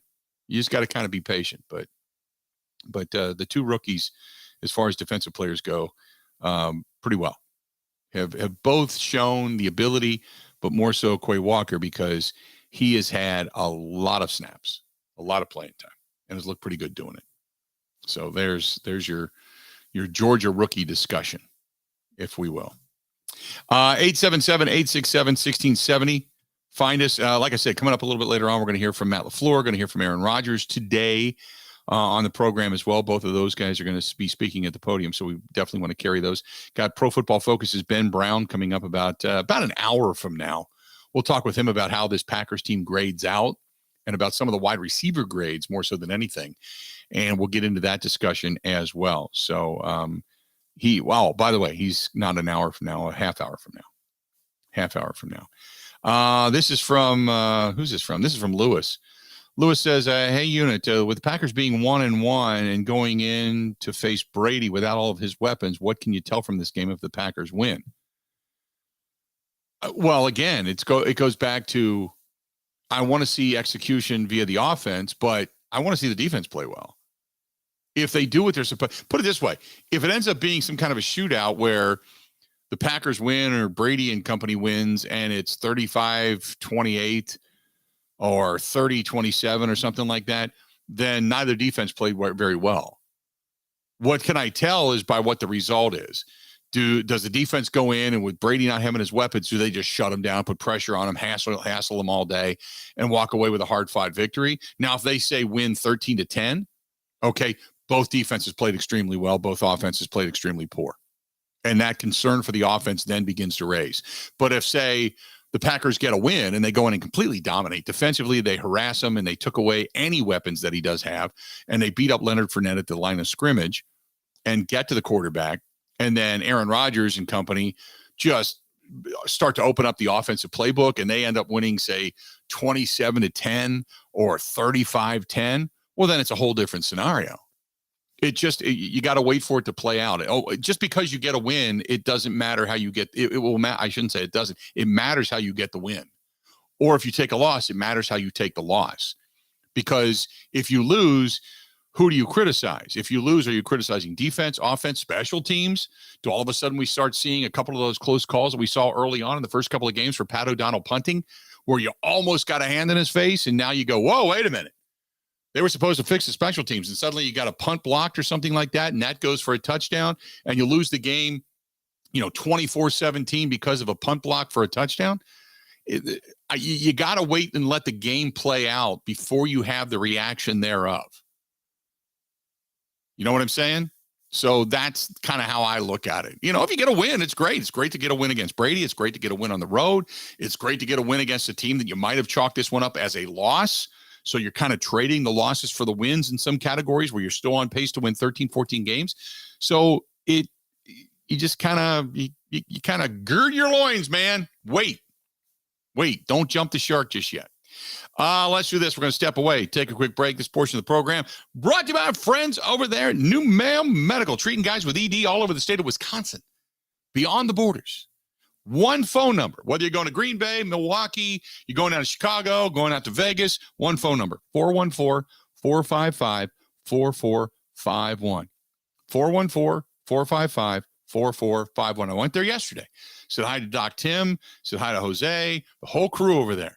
Just see how they're doing. Kind of get my numbers checked. It took me, I wanted to time it yesterday. I was there 9 minutes. 9 minutes. I walked in. How you doing? Room 1. Okay, great. It took me longer to fill out the little iPad paperwork than it did to actually go get my numbers checked, just because I like to keep a pulse on it. And they do that, part of the program. So I got my numbers checked. They'll let me know probably later today. They'll say, hey, this is where everything is. You're good, you're bad, whatever. And we'll get it taken care of. It's just that simple. Stop into New Mail Medical. Call them 414-455-4451.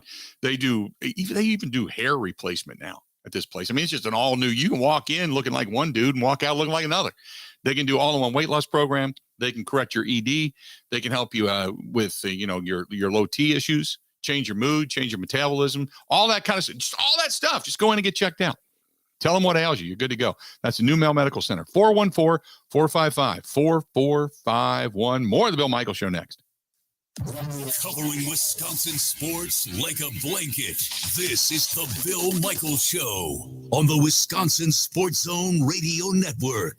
Gina Della from Pella here. Wayne Larrabee and his wife Julie took advantage of our wide range of beautiful wood designs that can be painted, stained, or unfinished to complement any decor. We have a lot of windows in this house. You match the craftsmanship of the woodwork around those windows to a T. That's a talented group of people doing that. We like our wood tones, and so the ability to have wood tones some places and the white windows others, it worked really well for us and allowed us to have exactly what we wanted. Pella's team of expert installers always provides service of the highest quality, starting with an in-home consultation and ending with no hassle or mess, leaving nothing but perfect results that stand the test of time. We have the best wood warranty in the industry to prove it. There's no reason to wait any longer, because right now, put no money down, make no payments, and be charged 0 interest for up to 24 months at Pella Windows and Doors of Wisconsin. Get started today at PellaWI.com. Expires 9/30/2022. Certain restrictions apply. See showroom for details.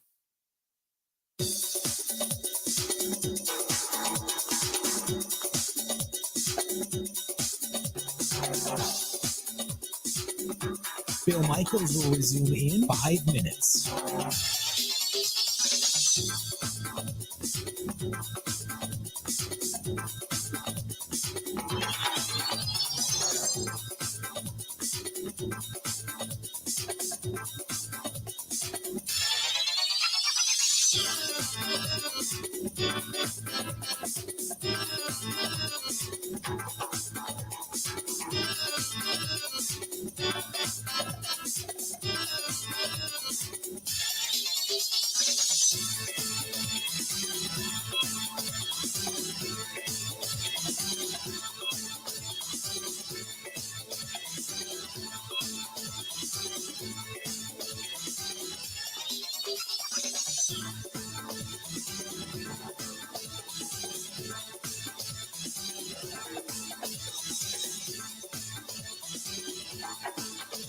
Bill Michaels will resume in 4 minutes.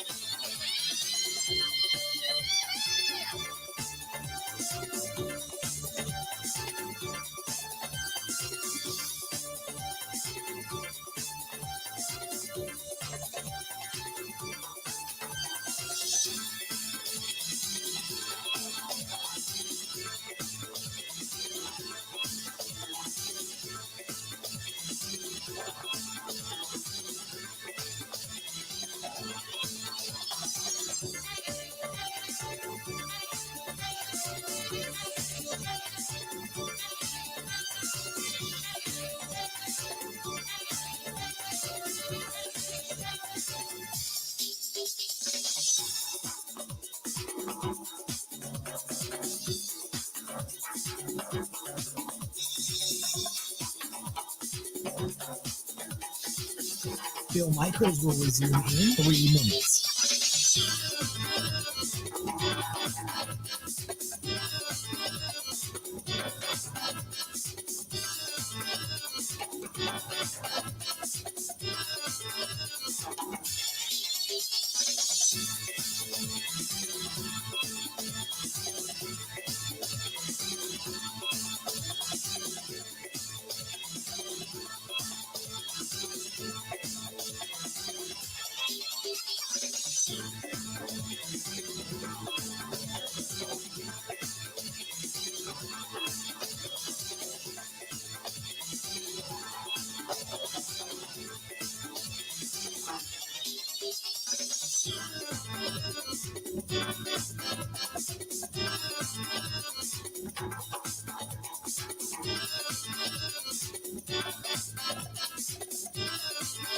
Bill Michaels will resume in 2 minutes.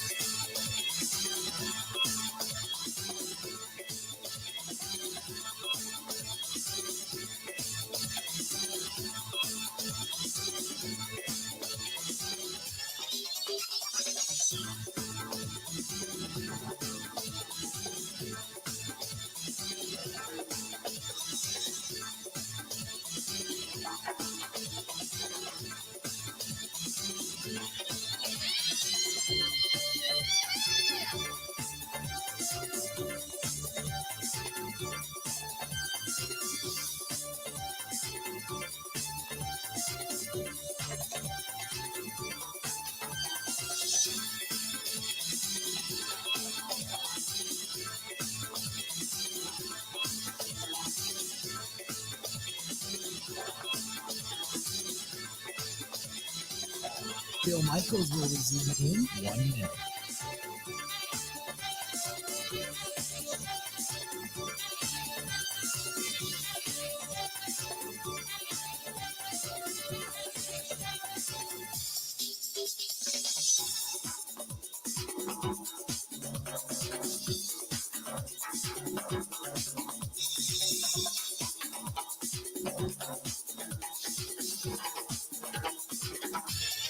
Bill Michaels will resume in 30 seconds.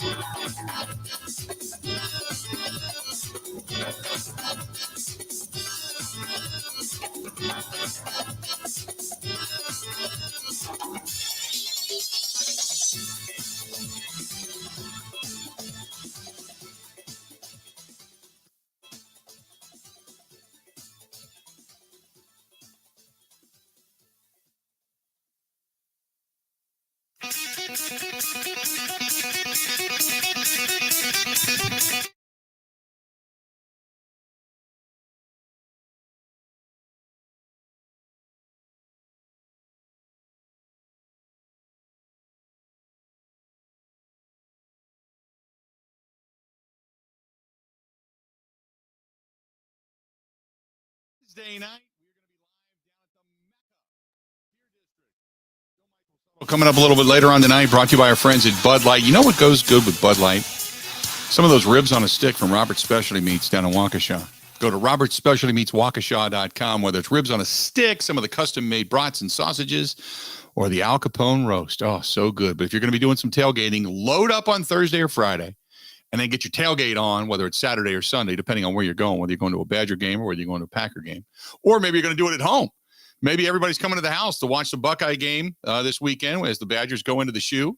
Or maybe you're going to do it and watch the Tampa Bay game as the Tampa Bay Buccaneers host the Green Bay Packers on Sunday afternoon. Go down Robert Specialty Meats in Waukesha. Get your grill on. That's what you need to do. Thanks to our friends down there, Robert's Specialty Meats in Waukesha. Got an email here. This is Noah listening to us in Milwaukee. He said, by the way, did they take the Johns down in Tomahawk? And Kristen was awesome on the stage with Jacko. When will Rodgers trust Watson? Okay, let's go in reverse on all of this, okay? And that's Noah listening to us in Milwaukee. He says, great ride, by the way, which thank you very much. So the trust of Christian Watson is, I wish I had an answer. I wish I could say, hey, by game 4 or game 5, what it's going to take is Aaron Rodgers to start throwing some passes to Watson. and he gets catches. Okay.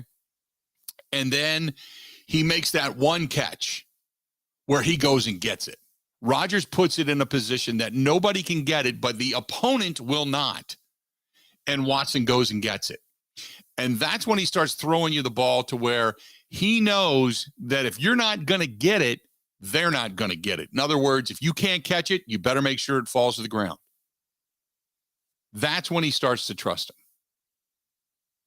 Does it make sense? That's when he'll say, okay, look, I understand where you're coming from now. You'll come up with those catches eventually. Right now, I'll throw it to you. Hopefully you get a grab on him. But like what we saw in the first half when he threw the ball downfield to Randall Cobb and just threw it up for grabs and Cobb couldn't knock it down. It ended up becoming a turnover, his only pick of the year. If he throws one or two of those to Watson, one, starts catching the football. Being in the right place at the right time, I think, is more vital, but starts catching the football. Number two, if he throws you one and say it's not the perfect throw and you don't go up and at least knock it down, he won't trust you because you're not going to be the guy that's going to protect the ball. But if you start doing that, he'll go, okay, now the guy gets it. He not only is in the right place at the right time for the most part, but also he's going to go up and make sure that I don't throw a turnover, that we don't turn the ball over. His first job is to catch it. But if he starts catching pass and he's making sure that it's not a turnover, that's when he'll really start to trust him. Did they take the Porta-Johns down in Tomahawk? No, I posted that over on the Facebook fan page. And in Tomahawk, for those, I was just there this past weekend. For those that don't know, up in Tomahawk, they've got this beautiful mural of the founder of Tomahawk, Wisconsin. It looks like a dollar bill with his face on it, and it says Tomahawk and all that kind of stuff. But it's this really cool mural on the side of one of the buildings just off of Main Street in downtown Tomahawk. And for years, I had always gone there. Now, it's kind of a pain in the ass because they do allow some traffic there and they park bikes in front of it. But for years, I'd always wait till everybody was gone, and I would go there and I would get my picture every year in front of this mural, this painted mural in this old brick building. And it's really cool. In the last 2 years, that's where they put the Porta-Johns. And it's not like they put them off to the side. They put them right in front of the mural. So I posted it on Facebook. By the way, just so you know, for those that were up there, I got a response back from the Chamber of Commerce in Tomahawk because so many people were commenting on it on the Facebook fan page. They said they will take it into account next year. What I said was, this is the idea. So I know you're listening on WJJQ up in Tomahawk, okay? So Greg, the owner up there, turn this up really loud right now. This is what you do. You block off that portion of the street. You put like a red carpet down on the street in front of it, and you have people bring their bikes on. You have a photographer there. You take the picture, okay? You have a professional photographer take the picture, and they're digital, okay? So you get a QR code. You pay like $10 to get your picture in front of that mural right there in Tomahawk. $10, $5, whatever it is. All the money then gets donated to a local charity. You'd raise $20,000. You'd raise $5,000, $2,000, but it's better than nothing. And you're utilizing a really cool portion of your downtown. Just a note from me to you. That's what I would do. So next year, if you do that, give me a little credit. As far as Kristen being on stage with Jackal, it was awesome. It was pretty cool. Jackal played on Saturday night. And Jesse was jamming the band. I mean, they just rocked. That was the best concert I've seen out of them ever. And they were cranking it. And Jesse came over and pulled. Now, we were actually on the stage and pulled Kristen out a little bit from behind the stage and said, go ahead and play it. And he did the chords of the guitar and he let her play the guitar on stage. No, we never did. I was looking for video of that because I didn't get a picture of it. It happened so fast. So if anybody was up there in Tomahawk and got video of that on Saturday night, let me know. I'd love to get it. But yeah, he came over and let her play the guitar, which was really, really cool. Really. Then again, I mean, she was, dressed up pretty. How should I say it? She was, as one guy put it, she was pretty hot, but the assets were there. We'll say, wink, wink, nod, nod. Ben, do you get my drift on that? Are you following me as a human being, male? I guess. Okay. Just checking. That would have been one of the nights that I would have sprayed her down in honey. Off of our conversation from yesterday.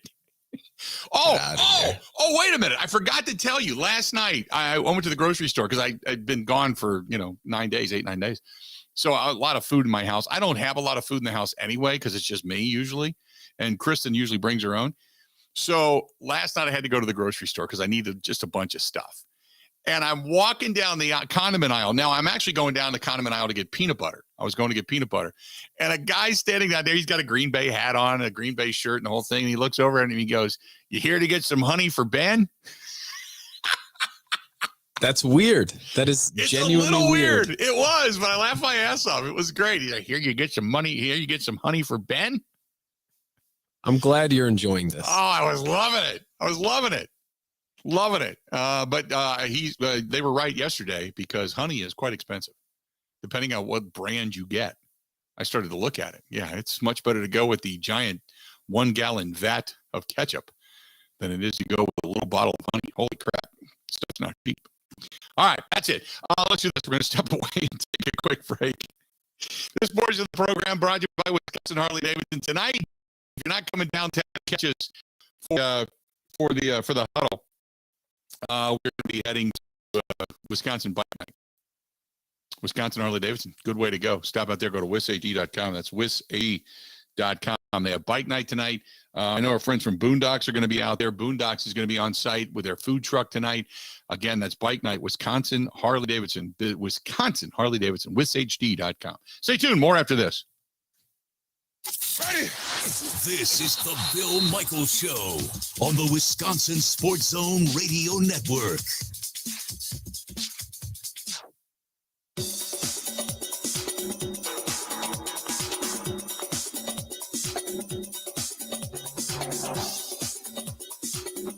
Bill Michaels will resume in 3 minutes.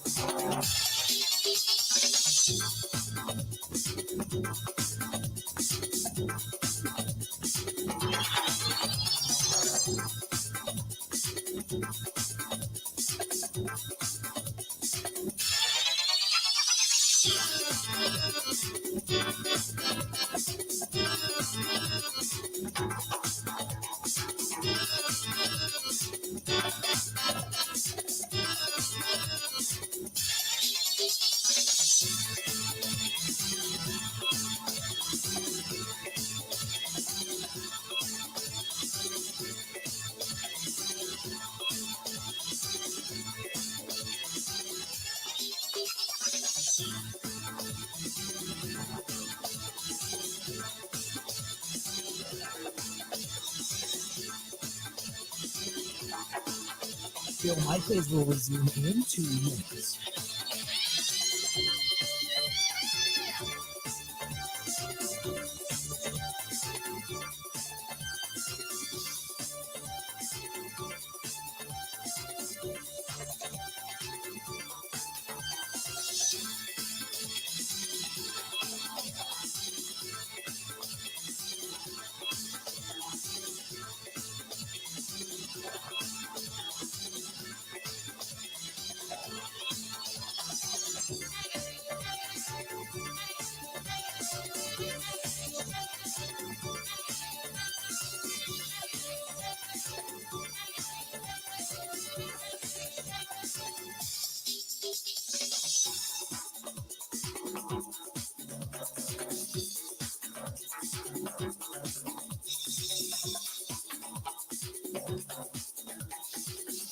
Bill Michaels will resume in 1 minute.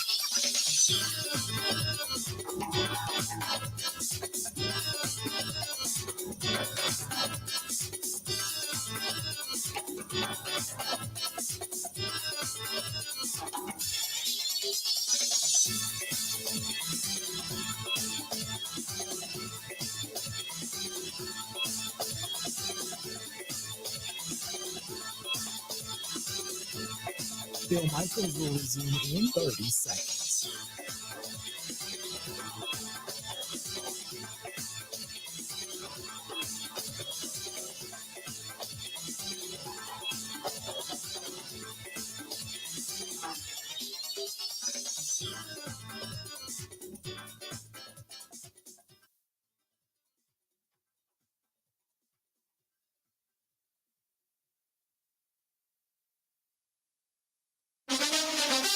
Now, in Green Bay, here's Mike Clemens. The Packers holding practice to prepare for the 2-0 Buccaneers. The game Sunday afternoon in Tampa. Former Packers backup quarterback Kurt Benkert got signed by the 49ers yesterday after Trey Lance went in for season-ending ankle surgery. The Packers defense held the Chicago Bears to just 10 points Sunday night here at Lambeau, but the Bears were able to go 71 yards in just 7 plays and score a touchdown in their opening drive. Packers safety Darnell Savage Jr.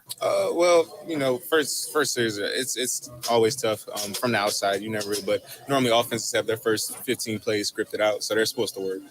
Whatever. They went down to score, but we buckled up after that. They got back to their regular stuff and played a good game. Packers head coach Matt LaFleur says the Buccaneers are still loaded with veteran players. They've got stars on, in every phase of their ball, and being around a bunch of those guys at the Pro Bowl, got a lot of respect for the players there, and it's going to be a great challenge for us to go down to Tampa and their environment, and we're going to have to be our best. The Buccaneers have signed free agent wideout Cole Beasley to their practice squad. That's because both Chris Goddard and Julio Jones have hamstring injuries. Do the Bucs need to get creative with their passing game? Quarterback Tom Brady. Yeah, we have to. Who's ever in there has to do it. Chris, Julio, Mike was out, so Donnie was out. Wells was out. Line fought hard. All the guys that were in there fought hard. It's really tough team, really well coached team we really struggle with, so it feels good to win. That's Tom Brady. In Green Bay, I'm Mike Clemens on The Bill Michaels Show.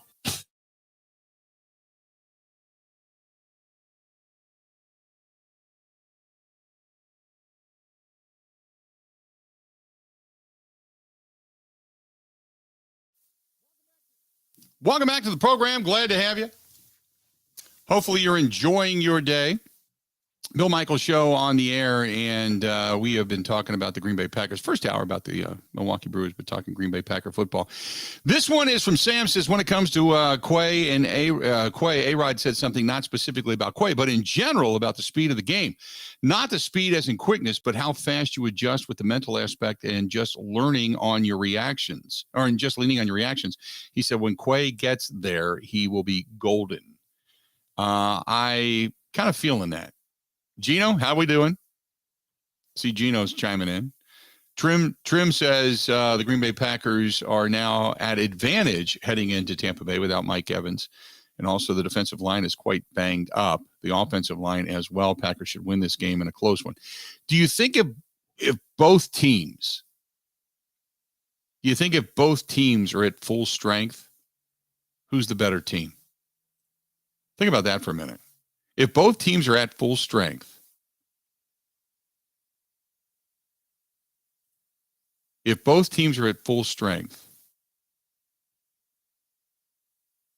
wins that game?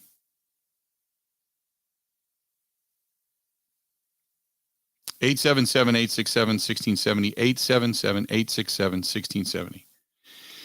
If both teams are at full strength, who wins that game?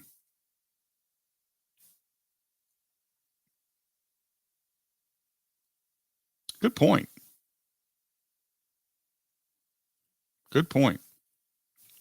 Mark says that Tom Crybaby Brady will not have his usual complements of weapons. How many Microsoft Pros does he throw to the ground?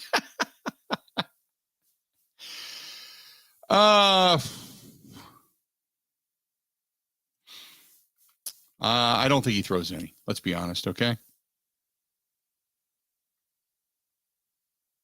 I don't think he throws any. He's not going to hurt him. Coming up after the top of the hour, by the way, we're going to talk some about the from Pro Football Focus, by the way. Going to be talking some Pro Football Focus. Ben Brown going to be joining us. We'll talk with him coming up here shortly. And we'll talk about not only the overall NFL, but we'll talk more so about the Green Bay Packers and how, one, the offensive line is grading out, maybe some of the young guys, but also the wide receiving core, the throwing ability of Aaron Rodgers. We'll get into that discussion coming up here just after the top of the hour as well. Also, just Aaron Rodgers in general, I think, played an extremely good game against the Bears. I want to go back to week 1 and some of the things that they saw that maybe the Packers needed to make some adjustment on from a different set of eyes other than just ours. So we'll get there as well. That's all coming up just after the top of the hour. So hang in there for that. And then we want to look at the rest of the quarterbacks around the National Football League. Is there surprises? What can we gain after only 2 weeks of knowledge? That type of thing. Because I think that's also something to think about, right? When you look at the leaderboard right now for, say, just quarterbacks in general, you look at a guy like Tua. He's got a quarterback rating. Tua right now, after 2 games, 116.5. 739 yards. Leads the league. 739 yards. 7 touchdowns, 2 picks. Been sacked only 4 times. You look at a guy like Joe Burrow, who's been sacked 13 times. Rodgers sacked 7 times so far this season. And when you look at the overall rating, I mean, Aaron Rodgers, the first game, not good, obviously. But that second game, put him back in the top 15. He's sitting at number 12 overall with a 94.5 quarterback rating. But you look at guys that you don't normally, well, Josh Allen, we know is going to be there, but Tua's not usually there. Patrick Mahomes,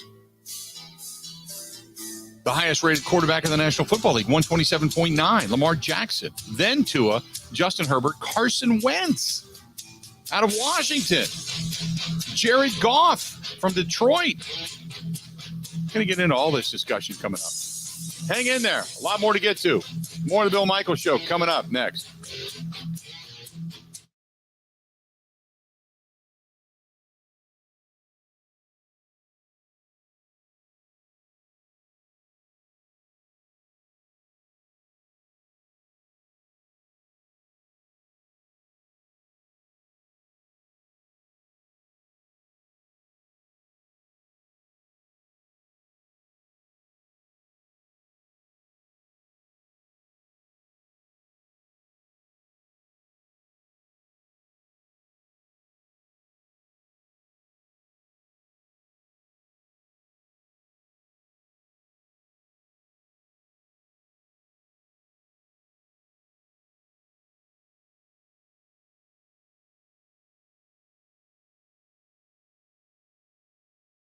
He appealed the ruling and had a hearing yesterday. Today, the man overseeing the appeal upheld the suspension. Packers back on the field for practice today. Kick on Sundays at 3:25. Turn to the Badgers. They're going to travel to number 3 Ohio State on Saturday. Buckeyes feature one of the most explosive offenses in the country. They just put 77 points on Toledo last week. Defense coordinator Jim Leonard says they understand there's going to be ups and downs, and they just have to keep playing. Biggest thing is they're going to make their plays. They're going to make plays. You can't get frustrated. I can't, as a play caller, get frustrated and try to do something out of structure a little bit.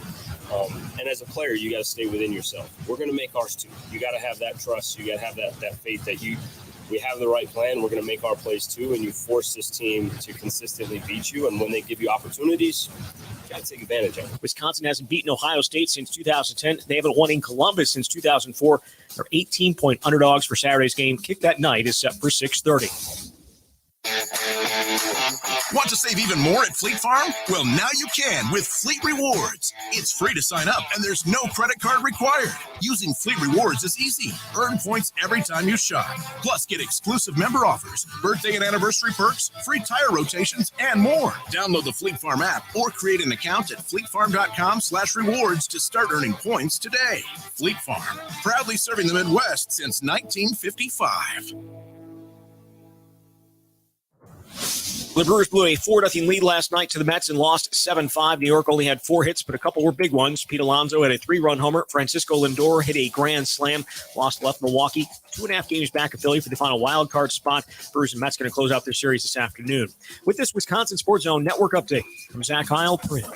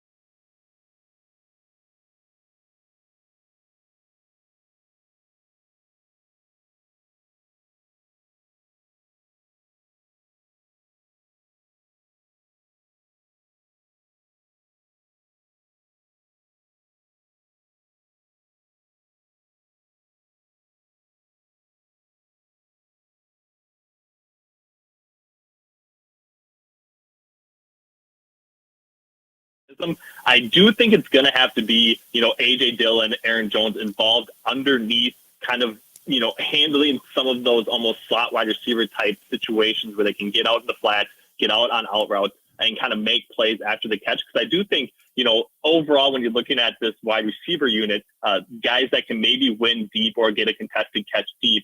But outside of that, you don't have the guy underneath that's kind of getting open and separation for Aaron Rodgers. And I think that was the piece that, resulted in a positive situation for the entire offense in week 2. And I think that's the spot that needs to continue forward. One of the things that I found interesting, I went to Pro Football Focus this morning, and I just wanted to take a look at the team aspect of things.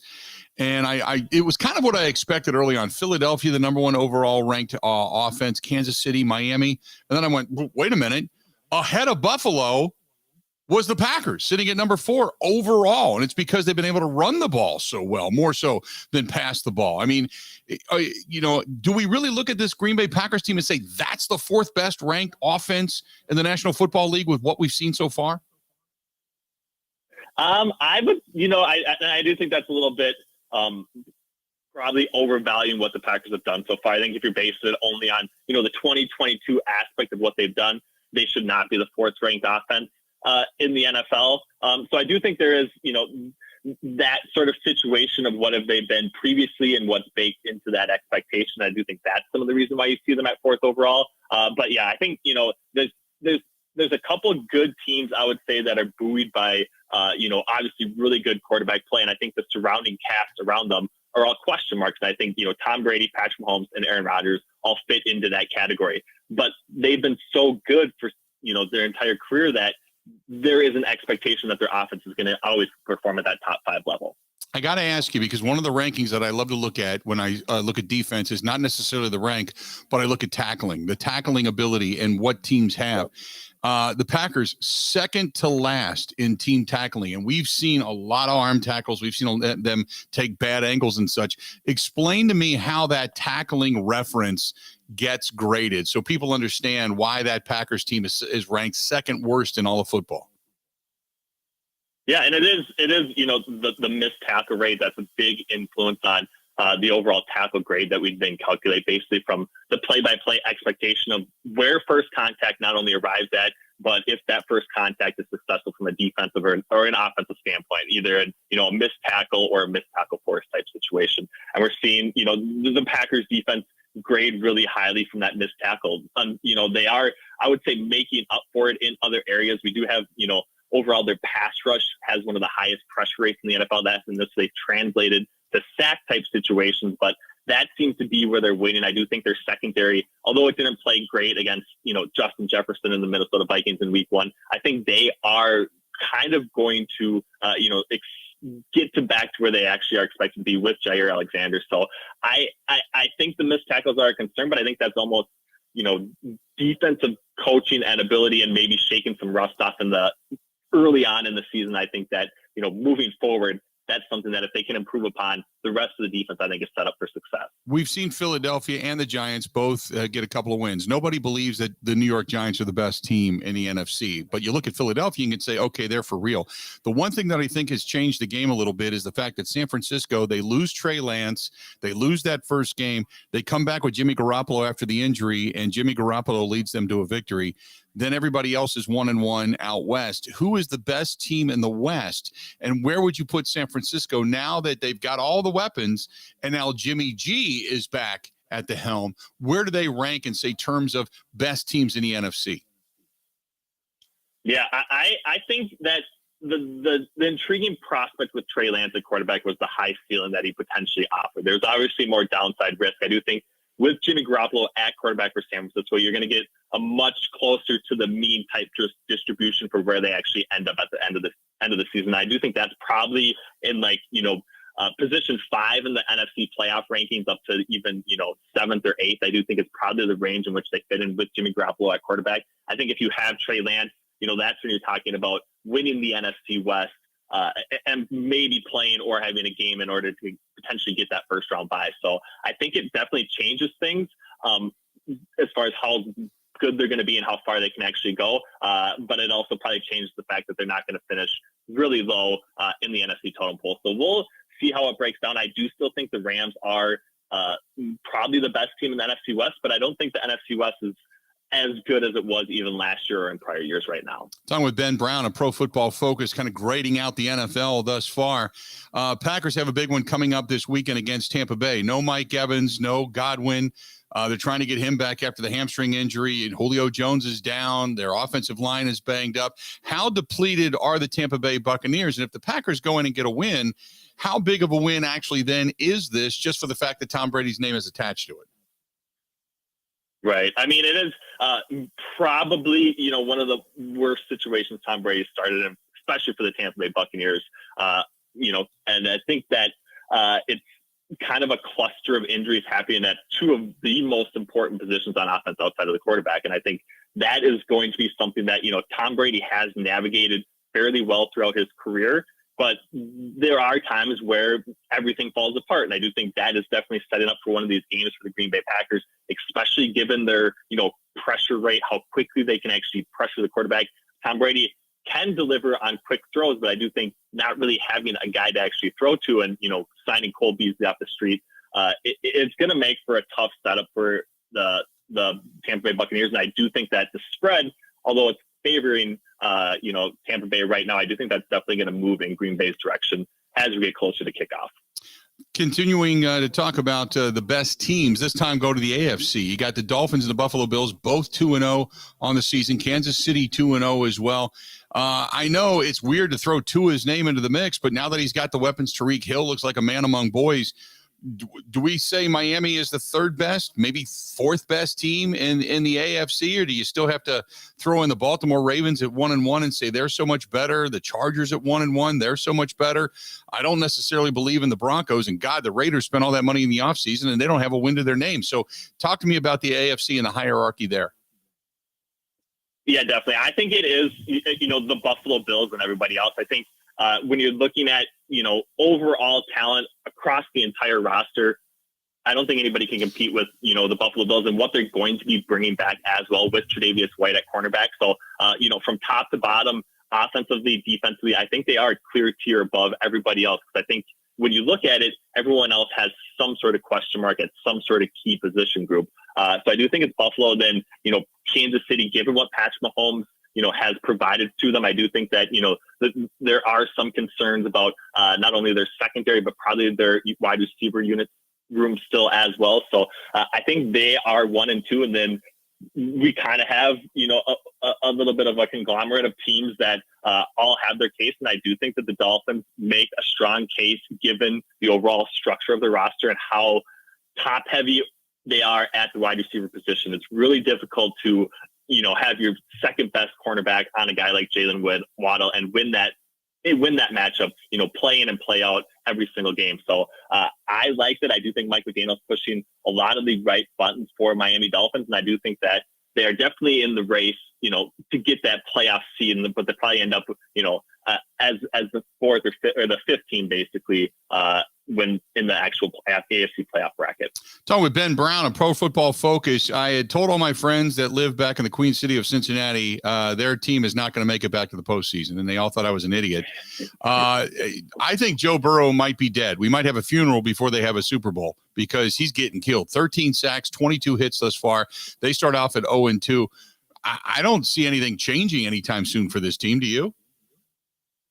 Yeah, I mean, it's been really bad. I do think, the offensive line acquisitions that they made, I think people thought that, that whole situation would come together a lot more quickly than it actually did. It looks bad right now. I do think there is this balance between, a quarterback taking hits and actually being somewhat his responsibility, right? And I do think we've seen Joe Burrow, have this mentality of wanting to hang in the pocket, but he is a guy that is going to continue to take hits, I would say, against the pass rush. And I do think, part of that is waiting as long as possible to allow his receiver to get open. But there is a fine line to actually balance. And I do think really good quarterbacks, as well, like Tom Brady, they don't take the types of hits that Joe Burrow has taken throughout the course of his early career. So I think it's more a reflection of how he plays quarterback, and, the offensive line pieces that were brought in can only do so much to actually improve that. So I'm somewhat in agreement with you. I do think they have enough talent at the wide receiver position to maybe turn some things around offensively. But I was probably higher on them on the betting market was to start the season. So I think that, my priors are still that they are and can be, a pretty good team in the AFC. I want to go over to the Dallas Cowboys real quick. They get that. Speaking of Cincinnati, they get the win over Cincinnati, and suddenly they're flying high. Jerry says that, Dak Prescott's going to walk on water by the time he comes back because he's going to heal up much faster than anybody anticipated. Give me your thoughts on Dallas right now, because they did play well and sack Joe Burrow and put pressure on the quarterback. But without Dak Prescott, how good are the Dallas Cowboys? Yeah, I think we saw the makings for where they actually are in that week one game. And I do think Dak Prescott, can still be a high quality quarterback at the NFL level. That's not what he showed in week one. And outside of him, they lost a lot of pieces, right? We already talked a little bit about La'el Collins, but, the offensive line, the wide receiver room as well, they're kind of relying on one guy. And I think that it sets up for, a foundational crack if Dak Prescott's not at the helm. So the question becomes, how quickly is he going to be back? And I think, the initial reports were, a 6 to 8 week time frame. Jerry Jones obviously hoping that it's less than that. But at that time, given who they're actually playing, a 2-0 Giants team on the road this week, the Commanders, who have been better, next week, and then the Los Angeles Rams, they could easily be out of any sort of conversation for the playoffs by the time Dak Prescott gets back. So I'm worried about them. I do think it's getting close to needing to hit the panic button, but I'm not sure how many outs they actually have left. Good stuff, man. I appreciate it, Ben. Thanks for joining us for a couple of minutes, okay? Thanks. Have a great show. Appreciate it, pal. There you go. Ben Brown, Pro Football Focus. You can go to pff.com, see Pro Football Focus. You can subscribe there, get all the premium stats and all that kind of good stuff included. And you can follow him at PFF_Ben Brown, PFF_Ben Brown. Yeah, I got up this morning and I thought, let me just check and see where the Packers are ranked. And I thought, boy, they'd probably be 14th, 15th, 16th, somewhere in there. When you look at some of these teams, Arizona, Minnesota, Denver, Baltimore, the Chargers, they're all ranked lower than the Packers, offensively speaking. And like he said, that ranking might be a little bit high overall, but they're ranked 71.8, sixth overall in passing. When it comes to pass blocking, though, they're ranked number 12. They're not in the top 10, but they're ranked number 12. When it comes to receiving, they're ranked number 9. Why? They're 69.6 proficiency. But the reason they're ranked number 9 is because a lot of the short passes and a lot of the completion percentage for Aaron Rodgers early on this season in the first couple of games. Then you look at running the football. Green Bay, when was the last time Green Bay Packers were number 1 in the National Football League at running the football? That's where they stand right now, right here. Number 1 at running the football. Here's the odd thing. This is how good Aaron Jones and A.J. Dillon have been on run after contact, because run blocking to actually blow open a hole, they're ranked 21st. 21st. So basically, you've got 2 running backs after initial contact picking up additional yardage via spin move or just plowing over people and the inability to tackle these guys. They're ranked number 1 in running the football, but 21st in run blocking. That's like unheard of. But that's where the numbers and the rating puts them out. So it's just, you start to think about things in that light when you really start to break down the numbers. It's just very, very interesting. Hey, our friends at Forgotten Fire Winery, they got a lot of good stuff coming up, a lot of benefits coming up, and weekend entertainment still going. It's going to be beautiful up in the Menominee Marinette area, okay, up in Peshtigo. Okay, the leaves are starting to change. We know they're starting to fall here in the southern portion of the state. The northern portion, though, they're changing. They're a little bit ahead of what's going on down here, and it's beautiful. If you get up there the next couple of weeks specifically, stop over at the winery at Forgotten Fire Winery in Peshtigo and check out all that they have to offer. Just take a ride. Go enjoy the day. Sip a little wine. Listen to some music. It's a great day. Otherwise, if you're just going to do it in your own backyard, and maybe you're going to have some on hand if you get a gathering for, say, the game on Sunday or the game on Saturday for that matter, go to ForgottenFireWinery.com, see all that they have to offer, and then say, I want to try it. Or I want to buy it again. Go to your local grocery stores, liquor stores, wine stores, ForgottenFireWinery.com. That is ForgottenFireWinery.com. And if you do go to the winery in Peshtigo, make sure you tell them you heard about it right here, and they will give you a deal. I'm telling you.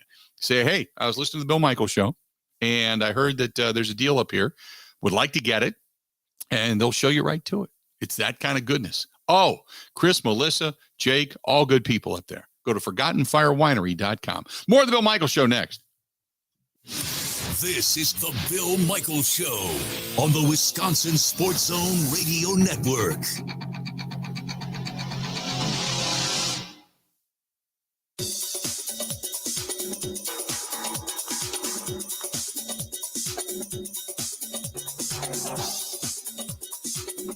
Bill Michaels will resume in 3 minutes.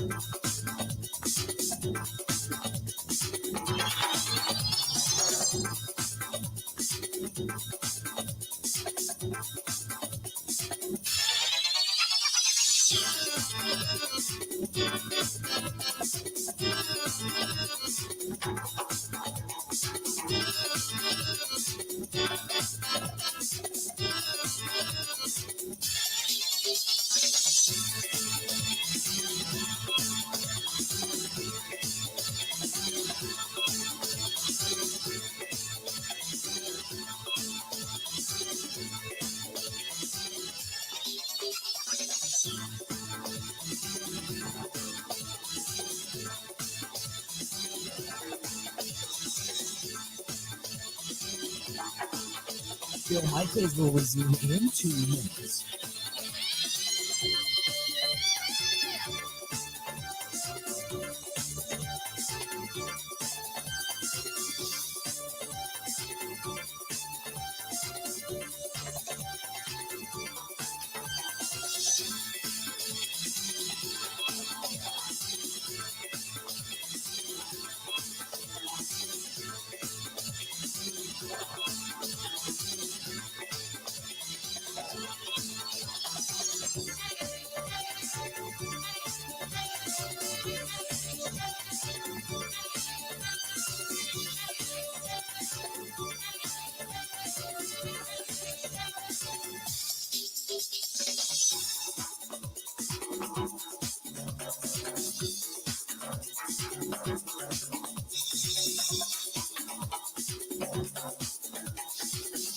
Bill Michaels will resume in 1 minute.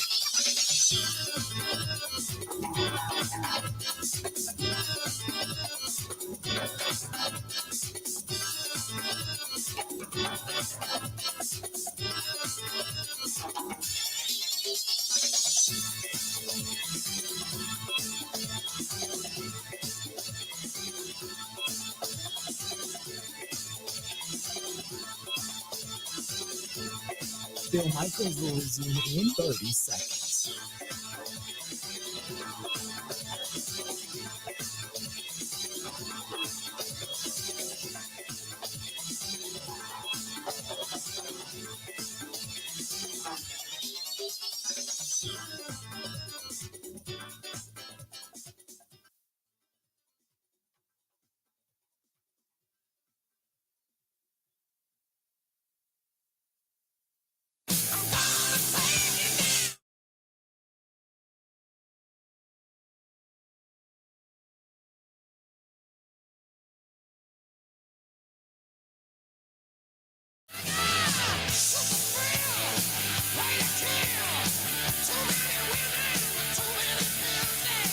Welcome back to the program, the Bill Michaels Show. We continue on. Coming up in just a little bit, we're going to hear from Matt LaFleur, head coach of your Green Bay Packers. And for those of you that are going to be joining the Brewers broadcast and many of the affiliate stations, get a hold of us on the app. Download the app. Go to the Zone Madison, WOZN, the Zone Madison. Just download it. You can put it on your mobile device, on your tablet. You can do it on your, or you can just go to thebillmichaels.com and you can listen to it right there off of the website if you got a PC or a laptop or something sitting there. Or you can watch the program all the time. Simply subscribe, and the subscription is completely free, by the way. Just follow us, like us, subscribe to us over there on YouTube. And we're trying to get more and more followers on YouTube, because YouTube is a pretty stable platform for us. So if you get a chance to do that, please do so. Go to youtube.com/Bill Michaels Show, youtube.com/Bill Michaels Show. And you can find us over there as well. So a couple of things. Our buddy Jimmy Shapiro, betonline.ag, betonline.ag. Here's a couple of things for you. Okay. The next quarterback to lose their starting job other than Mitch Trubisky. That's not nice. Yeah. Let me give you this. Ryan Tannehill, Geno Smith, Marcus Mariota, Baker Mayfield, Davis Mills, Jameis Winston, Justin Fields, Carson Wentz, Matt Ryan, Daniel Jones, or Jared Goff. Ryan Tannehill is coming in at 1-1. Jared Goff, 33-1. He had a pretty solid game this past weekend, too. Daniel Jones, I mean, why would you get rid of Daniel Jones at this point? He's 25-1, but he's 2-0. Matt Ryan, that could possibly happen, albeit I think they're going to ride it out with him, which boy, you talk about a quarterback that fell off the map. Matt Ryan just went from being almost a Super Bowl winner.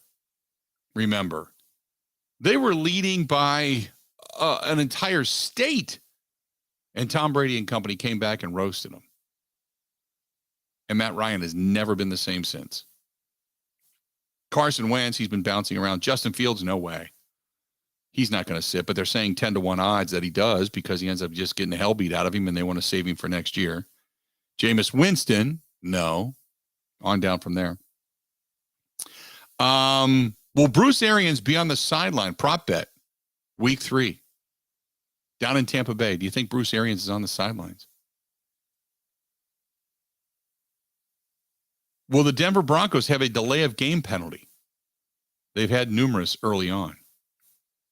The total sacks allowed by the Bengals offensive line in week 3. The over and under is 3.5. Oh, I take the over on that.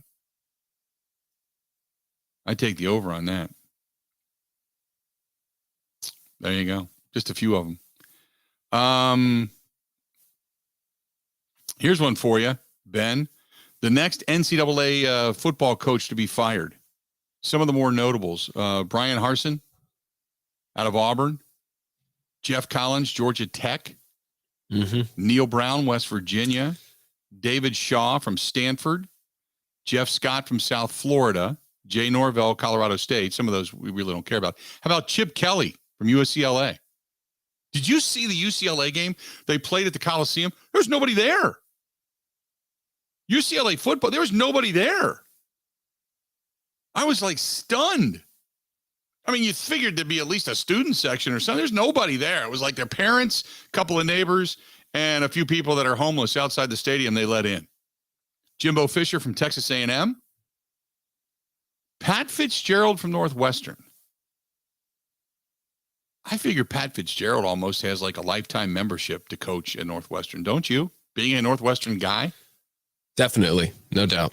There are a lot of, Brian Harrison's a sitting duck. He's going to get fired. I'm surprised they even brought him back this season. There's also the Louisville coach, Scott Satterfield. He's on the list, People too. aren't happy there. Yep. It's interesting because Herm Herm Edwards from Texas. He's another one. Oh, I think they landed Arch Manning. He's actually on the list. Steve Kersey.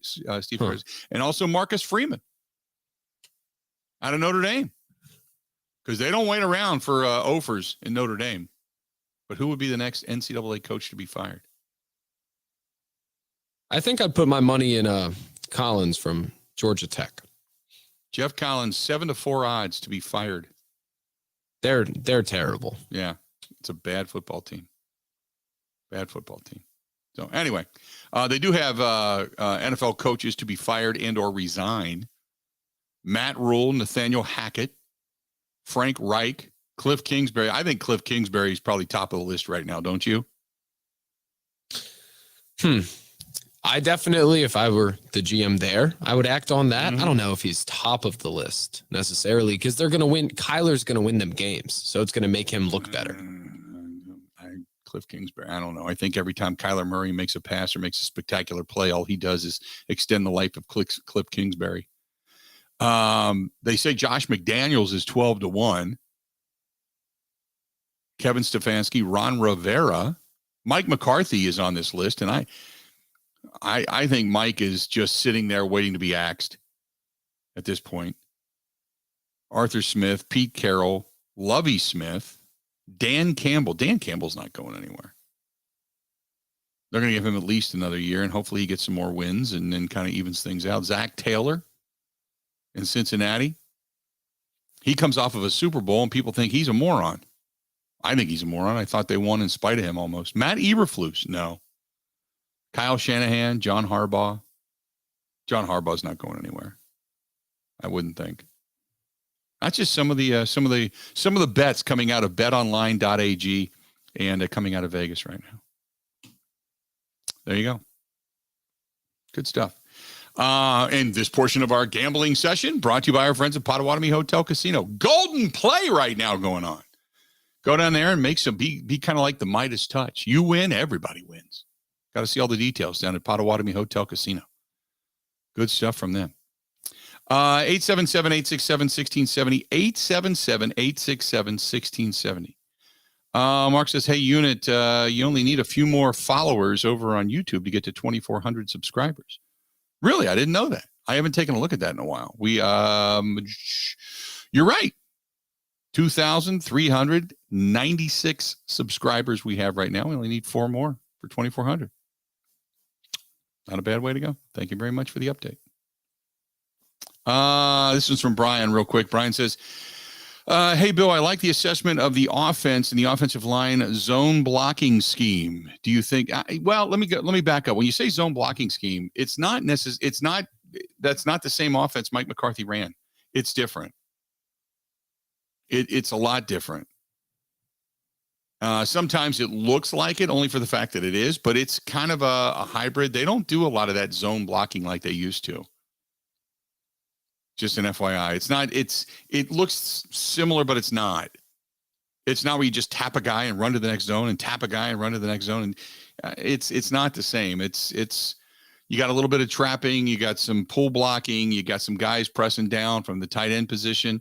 I think the blocking scheme has looked a little different only for the fact that you haven't had steady play at the tackle positions to start the season. I think it'll even itself out. Put it that way. I think it's going to be okay, but I'm not overly concerned about it. So I get it, but no, I'm not. It's not the same thing. So just an FYI. So the rest of your email becomes relatively a moot point. Let's do this. We're going to step away, take a quick break. We're just moments away from Matt LaFleur. Stay tuned. More of the Bill Michaels Show next. Covering Wisconsin sports like a blanket. This is the Bill Michaels Show on the Wisconsin Sports Zone Radio Network. Get on your ATV and hit the trails in Humbird, Wisconsin. Moto right up to the Scholze Family Beef Farm Store or order online at ScholzeFamilyBeef.com. Are you a gold breaker? Play your favorite games at Potawatomi Sunday afternoons now through September, and you could win your share of $1 million in prizes. Break the code, win the $10,000 top jackpot, and everyone playing slots also wins a prize. Anyone can win on any machine again and again. Do you have the golden touch? Gold Breaker, only at Potawatomi. Visit paysbig.com/goldbreaker for more. Must be 21 years old and a club member to play.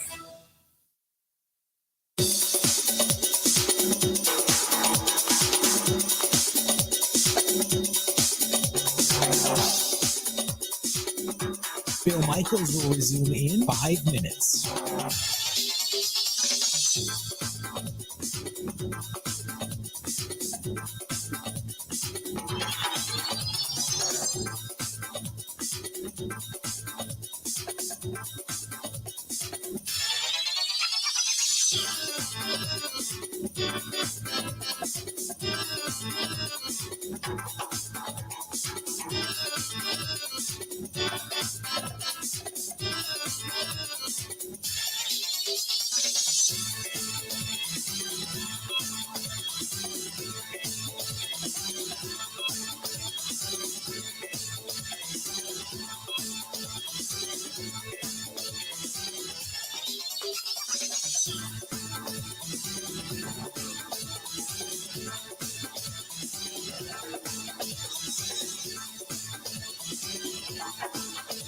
Bill Michaels will resume in 4 minutes.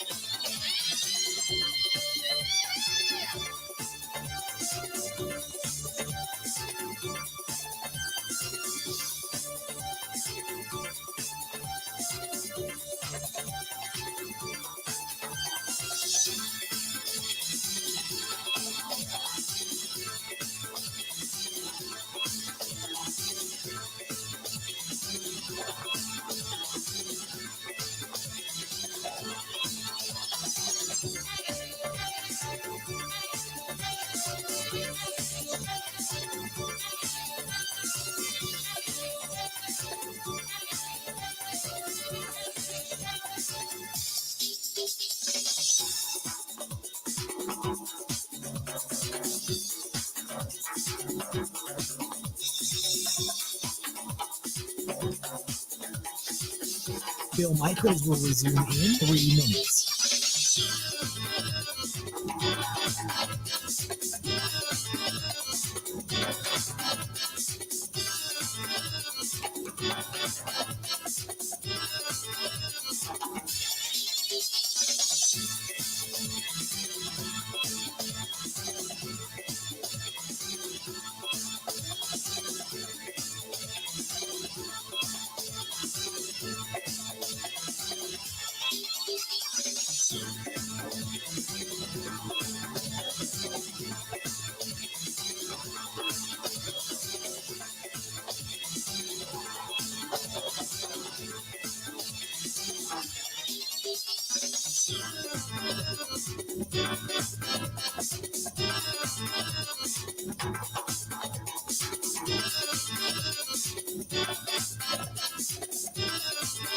Bill Michaels will resume in 2 minutes.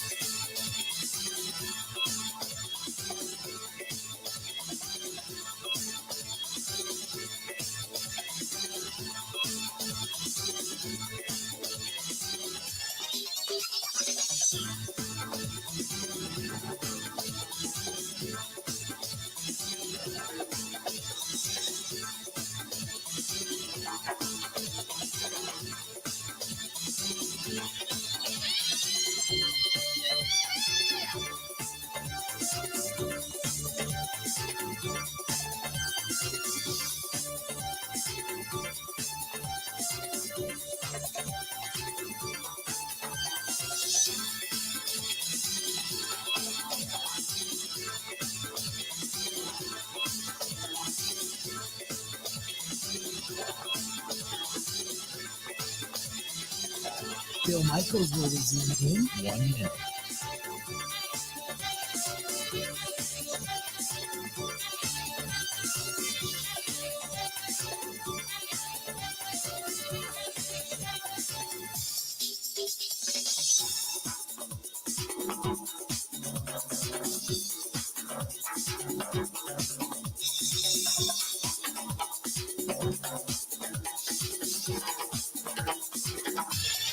Bill Michaels will resume in 30 seconds.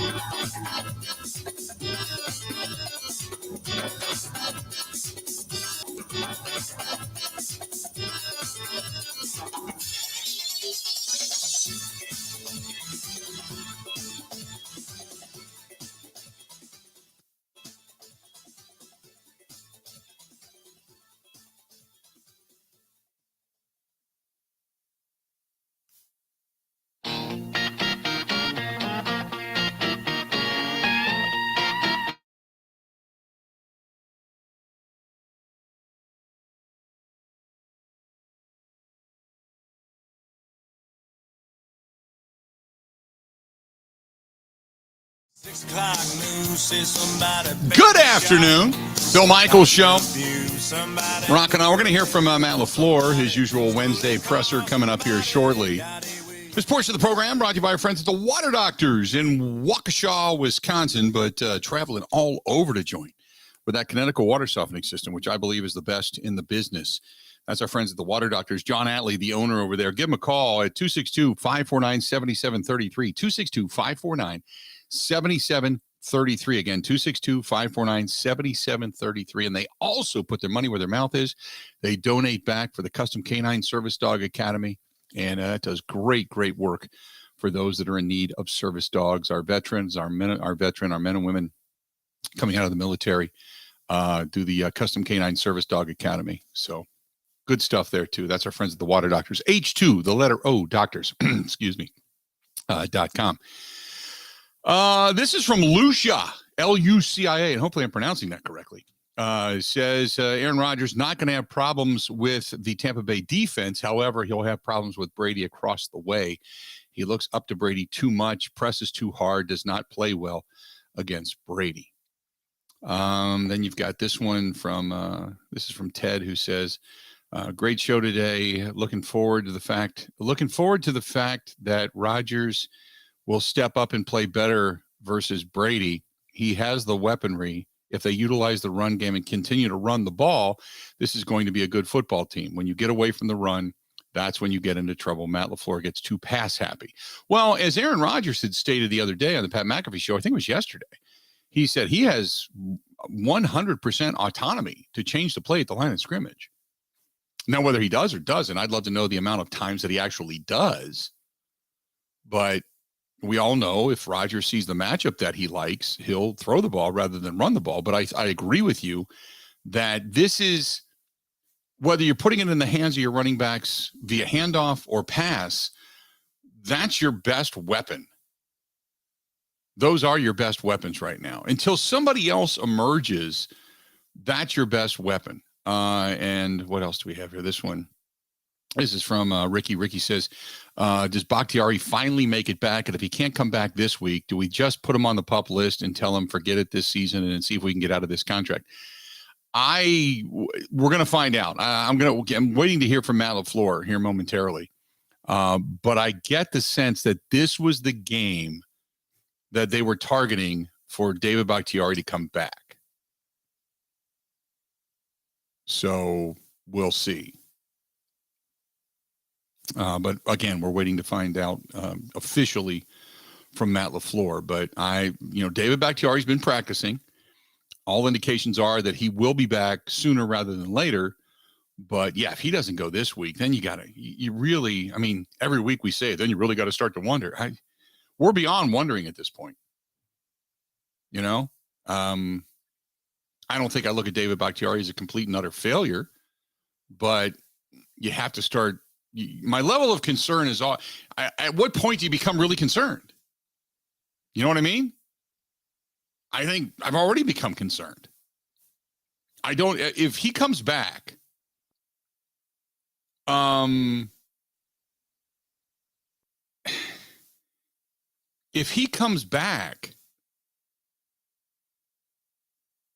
you gotta wait and see how he actually plays, and then give him a little bit of time.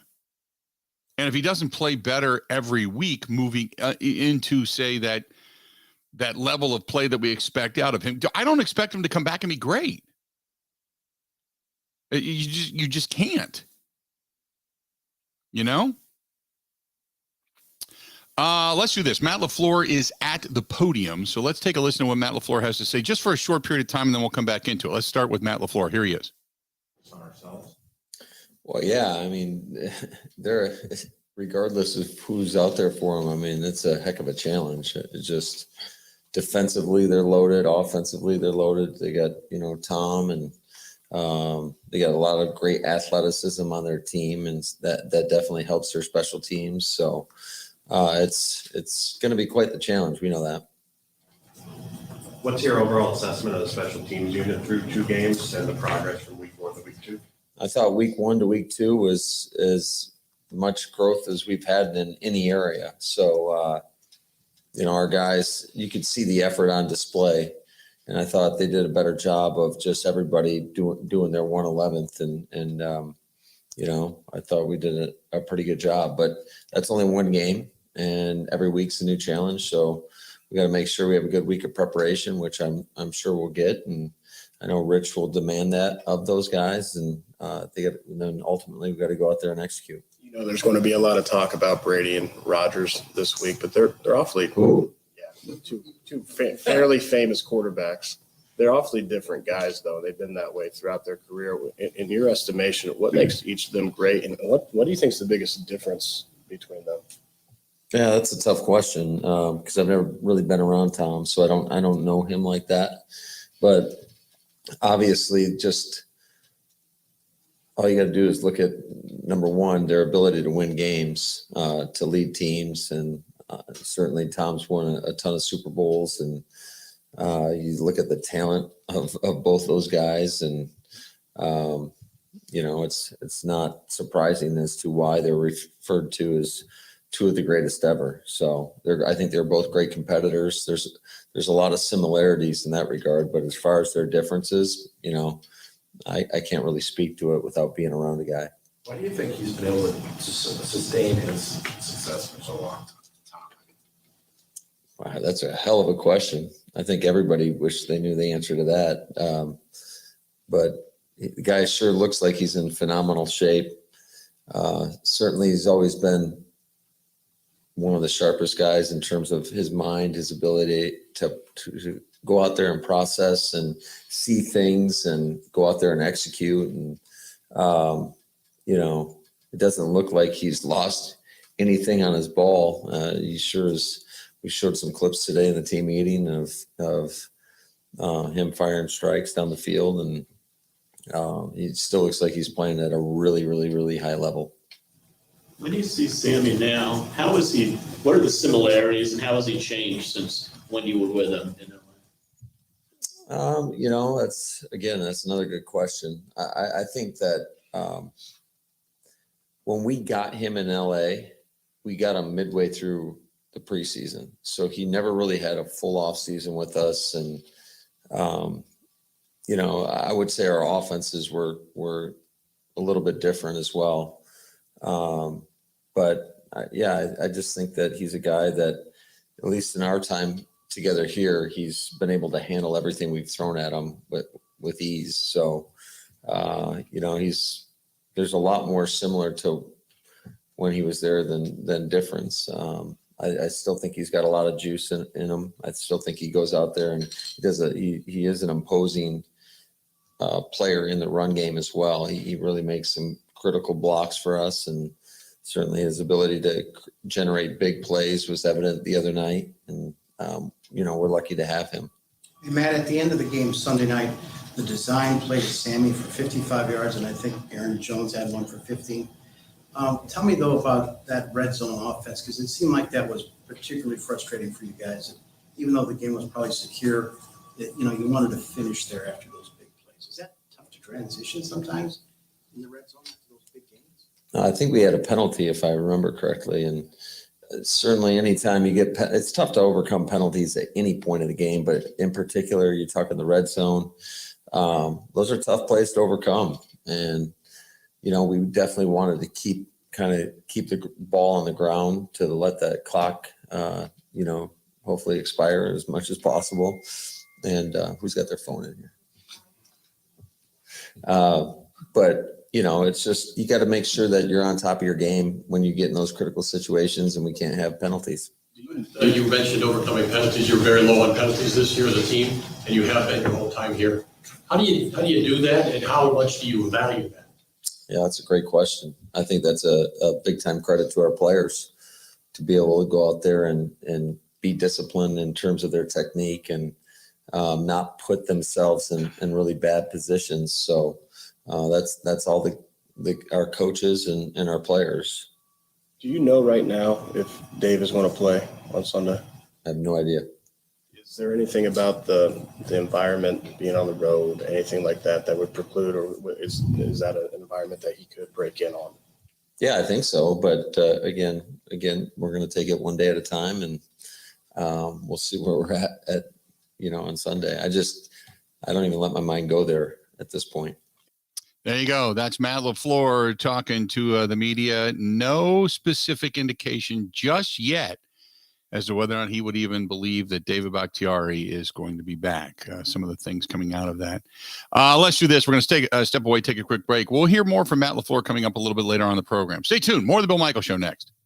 Covering Wisconsin sports like a blanket. This is the Bill Michaels Show on the Wisconsin Sports Zone Radio Network. Gina Della from Pella here. Wayne Larrabee and his wife Julie took advantage of our wide range of beautiful wood designs that can be painted, stained, or unfinished to complement any decor. We have a lot of windows in this house. You match the craftsmanship of the woodwork around those windows to a T. That's a talented group of people doing that. We like our wood tones, and so the ability to have wood tone some places and the white windows others, it worked really well for us and allowed us to have exactly what we wanted. Pella's team of expert installers always provides service of the highest quality, starting with an in-home consultation and ending with no hassle or mess, leaving nothing but perfect results that stand the test of time. We have the best wood warranty in the industry to prove it. There's no reason to wait any longer, because right now, put no money down, make no payments, and be charged 0 interest interest for up to 24 months. At Pella Windows and Doors of Wisconsin. Get started today at PellaWI.com. Expires 9/30/2022. Certain restrictions apply. See showroom for details.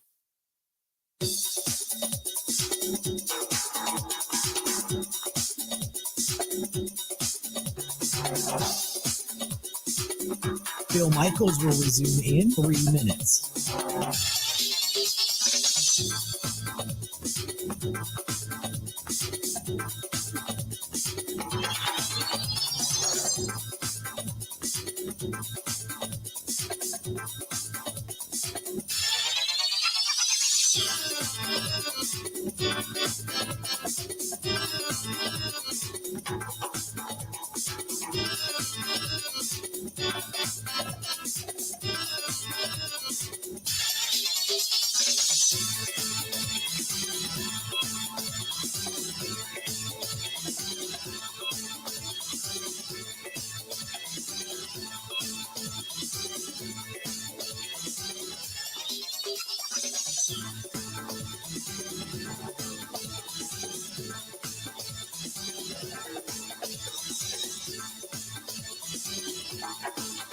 Bill Michaels will resume in 2 minutes.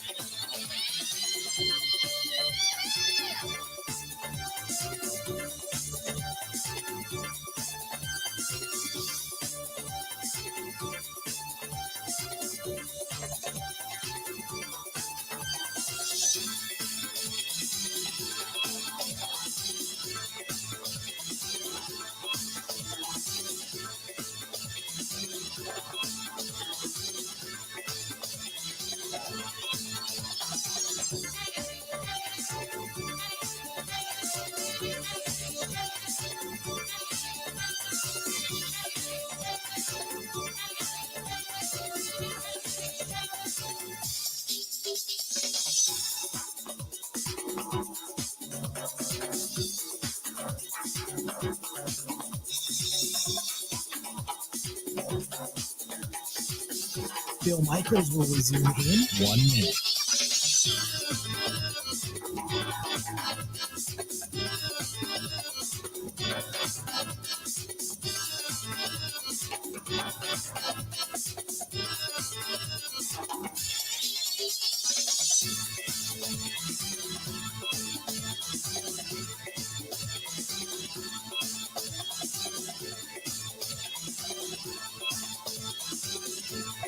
Bill Michaels will resume in 30 seconds.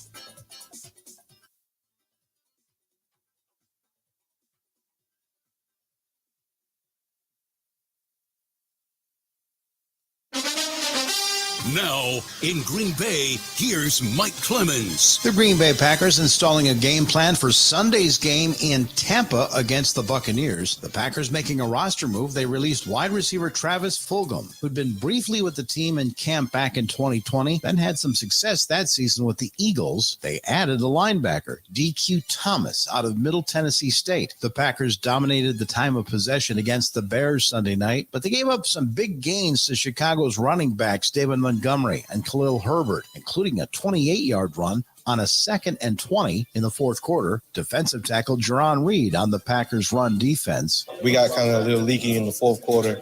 I think we still gave up too many yards, but it's something we can go and hold on and see, go to the film, see what we can work on and do better when we come in this week in practice. Packers head coach Matt LaFleur. Yeah, it wasn't good enough. Certainly on that drive, I think we can all acknowledge that. They did a nice job. I got to give Getsy credit because we put more of our pass coverage defense out there, in terms of our nickel. They gutted us on a couple powers for big yardage, and that's why I got to give him a lot of credit for just staying disciplined with that approach. The Buccaneers beating their NFC South rivals, the Saints, in the Superdome 20-10, where some fights broke up between the Bucs' Mike Evans and Saints defensive back Marshawn Lattimore. Tom Brady on Evans' ejection and possible suspension. Mike and Marshawn, they've had their own battles over the years. And look, I think just sometimes the emotions get the best of us. And I love Mike. And the fact that Mike would come out there to defend me. In the end, emotions are a part of sports. Sometimes they boil over. It's an unfortunate circumstance. I don't think it deserved any type of suspension. I think that's ridiculous. That's Buccaneers quarterback Tom Brady. In Green Bay, I'm Mike Clemens on the Bill Michaels Show.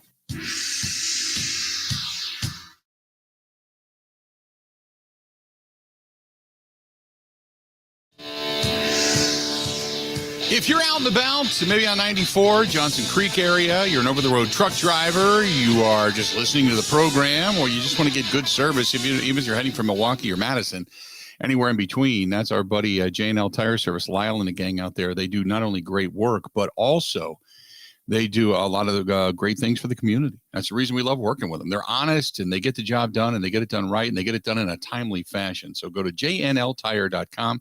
That is jnltire.com. jnltire.com. Give them a shout. Really, really good people. Really, really good people. So I thought it was interesting in the comments by Matt LaFleur when specifically asked very quickly, by the way, hey, any indication as to whether or not you're going to get, David Bakhtiari back? No. What? No. Nothing. That quick. I don't know what to believe at some point. You got to, I know they don't want to put pressure on him to come back, but at some point, man, you just got to go, yep, we expect him back this week. Expect him back. Hopefully David Bakhtiari's back and playing, and then somebody's phone goes off. Oh my goodness. You never want that to happen, but it did. But yeah, we're gonna hopefully find out here today when we see who's on and who's not on the practice field as to whether or not you've got David Bakhtiari as a most likely candidate to be back this coming week. This is from Jay. Jay says, why are we putting all of our eggs in the basket of David Bakhtiari? Didn't Yosh Nijman do fine work last year? Yes. Thank you. I've been saying that. Look, you want Bakhtiari to come back, but the first couple of games, do you expect Bakhtiari to be better than Yosh Nijman? Think about that for a minute. A guy who has not played really a lot of snaps, meaningful, steady snaps in the NFL. I think he played 20-something in the game against the Detroit Lions. Do you think he's going to come back and be better than what's out there right now? Because he's not even going to be – he'll be a 90 to 100% healthy David Bakhtiari. But as far as technique and footwork and everything that goes along with it, do you think he's going to be better than Yosh Nijman right out of the chute? I don't. I'm not knocking David Bakhtiari. I'm just telling you, I just don't. Not yet. So I understand everybody's anxiety to get back at it for David Bakhtiari, but I'm like, I think there's going to be some growing pains here while you wait for him to really get back into the swing of things. It's not a bad thing. It's just a fact. That's all. I thought, to me, it's more about if Elton Jenkins gets better each and every game, and he's back, and Yosh Nijman's over at the left tackle position, no more injuries in the mid portion of your line. You get everybody back and going. You get them all back together, and that offensive line becomes the strength. Then you're good. Then you throw Bakhtiari back into that mix, and you're good to go. But there's never going to be a good time to throw him back in, and never going to be a great team to throw him in against. He's a left tackle, for God's sakes. He's going to get the best pass rusher on every team, and every team has a pass rusher very capable of playing National Football League. So all I'm saying is I think that this is a little bit of an overblown story, other than the fact of just the return of a guy who's been out for so long. Does that make sense? 877-867-1670. You want to hit us up, do it. Got another hour yet to go. In this next hour, we'll hear more from Matt LaFleur, but also we're going to hear from Aaron Rodgers at some point today. So we'll see. Hang in there. Another hour yet to go. More of the Bill Michaels Show coming up. This portion of the program brought to you by our friends over there at Pindell, a quality machining manufacturing company right here in the state of Wisconsin, looking for good people too. Pindell needs some people right now, people that not only want a job but want a career. They pay well, their benefits are good, they will train you, and they'll train you on robotics as well. Some of the things that they do. Good old-fashioned machining and CNC on one side, robotics and such on the other. It's a career. It's not just a job. Go to Pindell, Pindel.com. That is Pindell.com. Pindell.com. More of the Bill Michaels Show coming up next.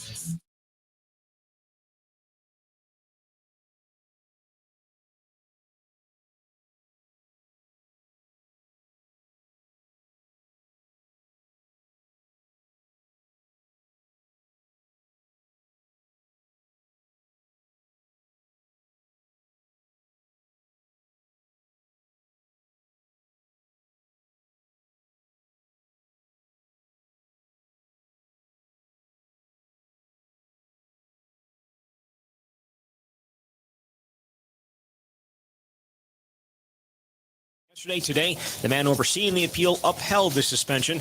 Packers back on the field for practice today. Kick on Sundays at 3:25. Turn to the Badgers. They're going to travel to number 3 Ohio State on Saturday. Buckeyes feature one of the most explosive offenses in the country. They just put 77 points on Toledo last week. Defense coordinator Jim Leonard says they understand there's going to be ups and downs, and they just have to keep playing. Biggest thing is they're going to make their plays. They're going to make plays. You can't get frustrated. I can't, as a play caller, get frustrated and try to do something out of structure a little bit. And as a player, you got to stay within yourself. We're going to make ours too. You got to have that trust. You got to have that faith that we have the right plan. We're going to make our plays too. And you force this team to consistently beat you. And when they give you opportunities, you got to take advantage of it. Wisconsin hasn't beaten Ohio State since 2010. They haven't won in Columbus since 2004. They're 18-point underdogs for Saturday's game. Kick that night is set for 6:30. Want to save even more at Fleet Farm? Well, now you can with Fleet Rewards. It's free to sign up, and there's no credit card required. Using Fleet Rewards is easy. Earn points every time you shop. Plus, get exclusive member offers, birthday and anniversary perks, free tire rotations, and more. Download the Fleet Farm app or create an account at fleetfarm.com/rewards to start earning points today. Fleet Farm, proudly serving the Midwest since 1955. Well, the Brewers blew a 4-0 lead last night to the Mets and lost 7-5. New York only had 4 hits, but a couple were big ones. Pete Alonso had a 3-run homer. Francisco Lindor hit a grand slam. Left Milwaukee 2.5 games back of Philly for the final wild card spot. Brewers and Mets going to close out their series this afternoon. With this Wisconsin Sports Zone Network update, I'm Zach Heil.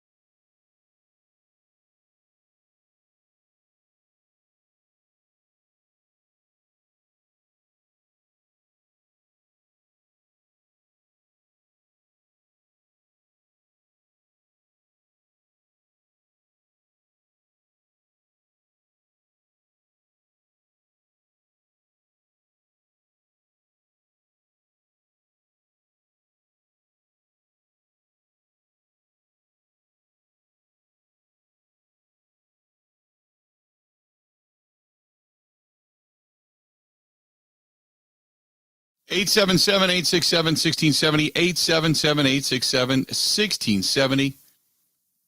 Good to have you on board. This one is from Leslie, who says, with all the injuries and all the problems the Tampa Bay Buccaneers are having, what is the likely? Well, I just kind of said the likelihood. 61% says the percentage of win goes to the Tampa Bay Buccaneers as of right now, she says. But what do the Packers attack? The Tampa Bay Buccaneers still have a very good defense, and they can shut down a lot of the passing game of the Green Bay Packers. Can they run the ball against this defensive front? Don't forget the defensive front also could be without Akeem. It looks like they're going to be without Akeem Hicks as well. Akeem Hicks, it seems like every time the Packers come up on the docket, he can't play. Can't play. When he was a Bear, couldn't play. Couldn't play. He was always banged up, always hurt. So I get it. But yeah, that defensive front that they have in Tampa Bay, they're going to be ailing a little bit. So you kind of figure, you would assume that Aaron Jones and AJ Dillon going to get the same amount of snaps and such in ball touches this week as they had last week. We'll see. But then again, if the Packers get down, then all of a sudden you're going to see the Packers probably go to the air. They'll start throwing it, dinking and dunking their way down the field. But at some point, and as we talked about earlier, some point you got to find the guy that's going to be the deep guy. That's going to be the deep threat. And I think you got to go back to Christian Watson. Look for that again. Look for that again.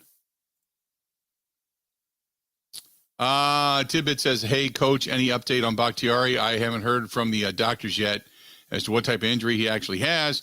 From what I heard, the early indication is that it's minor and he could be back soon.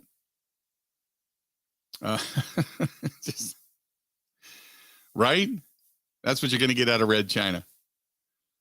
Hey, Coach, does David Bakhtiari still have a knee? Oh, I got to talk to the doctors. We don't know. We don't know. We looked through the lost and found. There doesn't appear to be a loss, but we're not quite sure. I really don't know. We don't know. Ryan says, Joe Barry, Mr. Passive, it's a huge problem and was to rely on, really, I guess is what it's supposed to say, bad hire and will cost us all season. So, Ryan, I know you hate Joe Barry. I know that.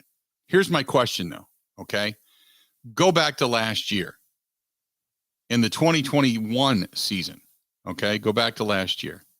Defensively speaking, the Green Bay Packers via Pro Football Focus had the third-ranked defense in the National Football League.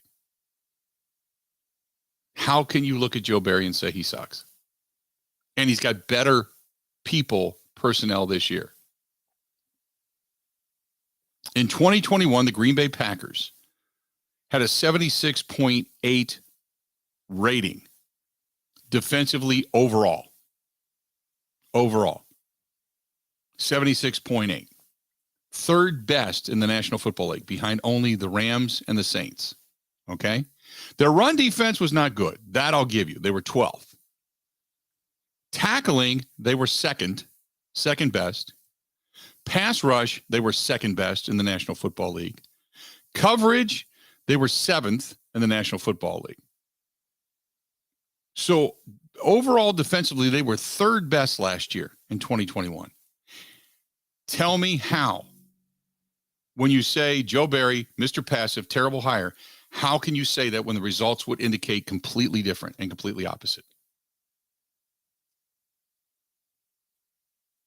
And last year, don't forget, in the biggest game, the postseason, they gave up 10 points. And really, the defense wasn't even responsible for all those points. When you think about it, special teams failed them. The defense played extremely well. You know, I can't sit here and say Joe Barry doesn't know what he's doing.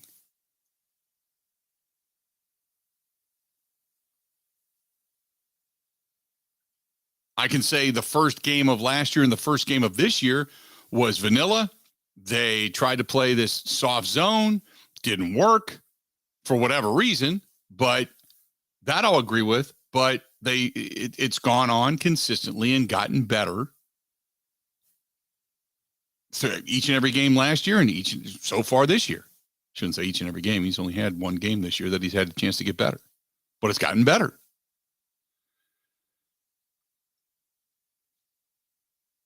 Eight 867-867-1670. By the way, Aaron Rodgers is going to speak after practice today, which means probably it's after we get off the air. So probably not going to hear from Aaron Rodgers today. But we will have the second half, we believe, the second half of Matt LaFleur coming up here in a little bit. Just an FYI. But that's my question. I mean, for everybody that's ripping Joe Barry, those are the stats. I mean, that's undeniable. There are times last year where I agree with you. I didn't necessarily agree with some of the things that we're doing, but you can't argue with the success. They played pretty well. 877-867-1670, 877-867-1670. Hit us up. Want to hear from you. So let's do this, okay? Let's go back. We'll go with the actual NFL statistics here. Green Bay Packers were, what were they? 10th in yards per game. 10th in yards per game. Points per game, they were 15th, I think. They were 15th, which needs to be better. That I will give you.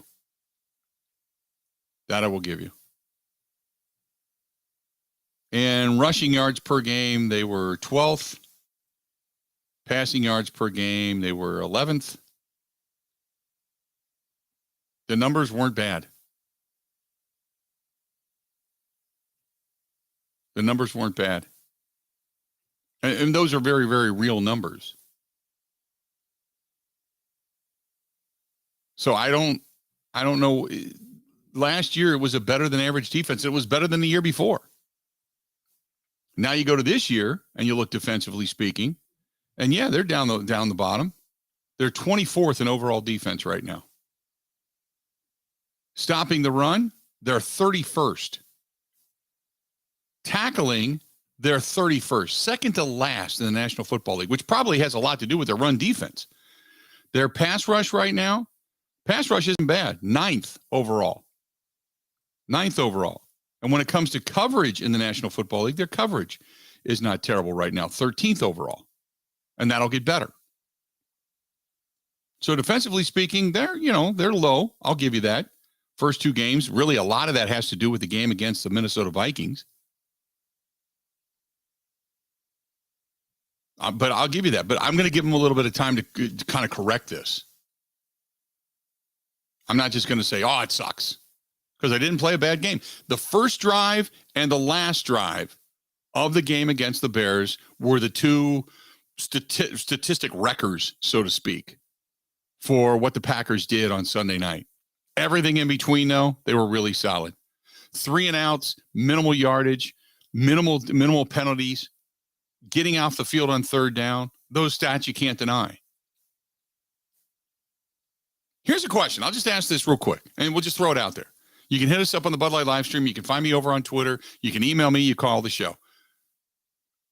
If you were going to give a grade, A, B, C, D, F, to Joe Barry through the first 1 year and 2 games, what would it be? After hearing the statistics and knowing what it is, and knowing that it wasn't the defense that lost that game in the postseason, if you're going to go and say, give a grade to Joe Barry at this point in time, what would it be overall? A, B, C, D, F. Throw it out there. I'd be real interested to see what people say. Just throw it out there. Because I think this perception has become reality in a lot of people's mind. The perception is it sucks. The suspension or the perception is it sucks. But when you look at the numbers, you're like, wow, that's not terrible. It's not the worst thing in the world. We've seen worse, right? We've seen worse. Mark says, why is nobody talking about Sammy Watkins? He seems to be the guy that can be the big play maker. I just saw this. According to the Next Gen stats, Sammy Watkins hit 20.48 miles per hour on that play when he had the 55-yard catch and run. The 13th fastest ball carrier in the NFL during week 2. His speed was on par with Lamar Jackson when he had that long touchdown run against the Dolphins, and the long touchdown catch by Quez Watkins against the Vikings. And he got past the corner, Kyler Gordon, and the safety, Eddie Jackson, for that matter. Got into the clear. Rodgers hit him wide open downfield for the big play. And the straight line speed still there for Watkins, who ran the 40-yard dash 4.43 coming out of Clemson in 2014.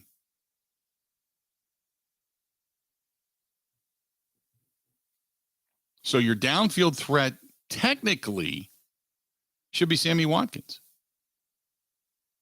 Watkins' teammates, though, were actually timed a little bit faster. Week 2, Jair Alexander and Christian Watson. Alexander going 20.62 miles per hour when he intercepted Justin Fields.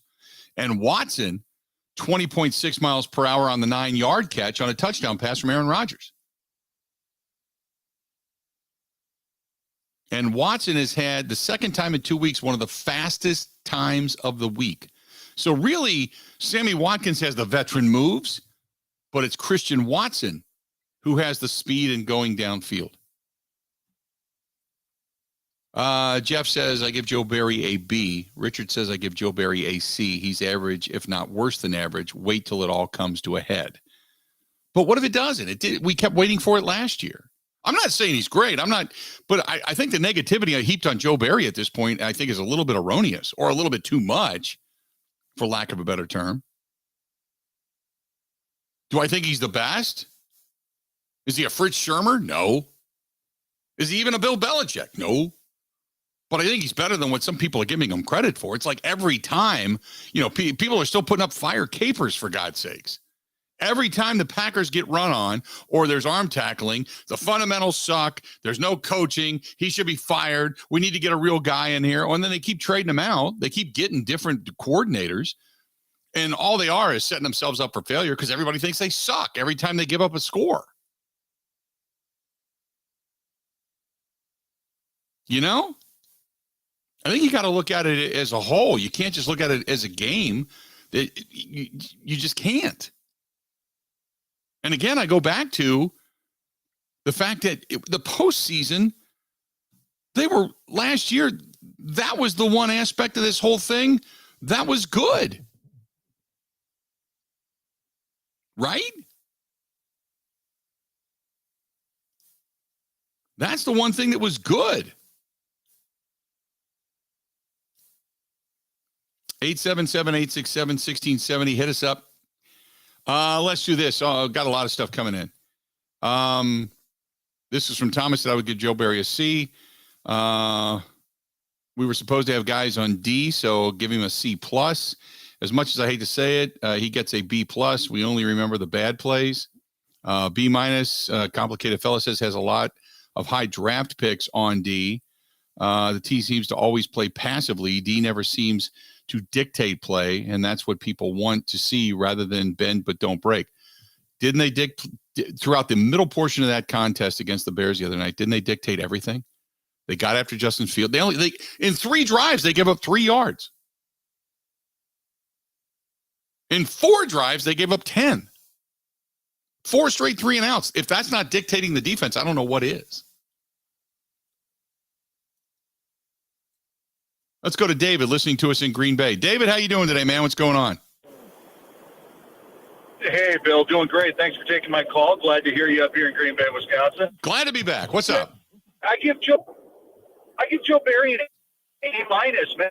But people are forgetting the free agents who became darn near all-pros in both cases, with Rasul Douglas should have been. Obviously, Devondre Campbell became one. And played 3/4 of the season with country top-flight all-pro. I missed some. I appreciate the phone call. He's breaking up pretty bad right there. Look, he says A-. If I have to give Joe Barry a grade, and I know I'm long for a break here, and we're going to hear from Matt LaFleur when we come back, but if I got to give Joe Barry a grade, I would probably give him a B-. Here's the reason why. One, the defense statistically has been pretty good. They've been able to make certain adjustments at certain times. Sometimes it takes a little bit too long, which brings down the grade. The other aspect of this is that this team plays a ton of nickel. Now, when you're seeing that throughout the rest of the National Football League, but a ton of nickel. And the overall ability to tackle has gotten better while it still needs a lot of improvement, if that makes sense.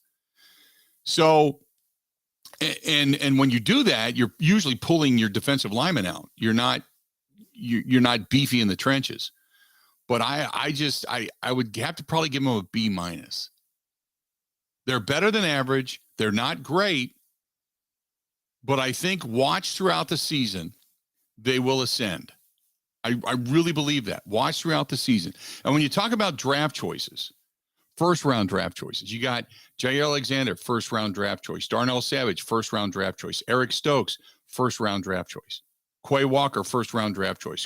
Kenny Clark, first-round draft choice. Devontae Wyatt, first-round draft choice. When you start to go through all these guys, you've got an accumulation of talent. Preston Smith coming in from Washington. Jerron Reed coming in from Kansas City. Adrian Amos coming in from Chicago. Rasul Douglas they picked up from Arizona. They brought in additional guys to kind of bevy all of that. So I agree with you. They've got talent over there, and they need to utilize it. And this should be a top 5 defense by the end of the season. That's where I believe this should go. So I will. That's where they need to be.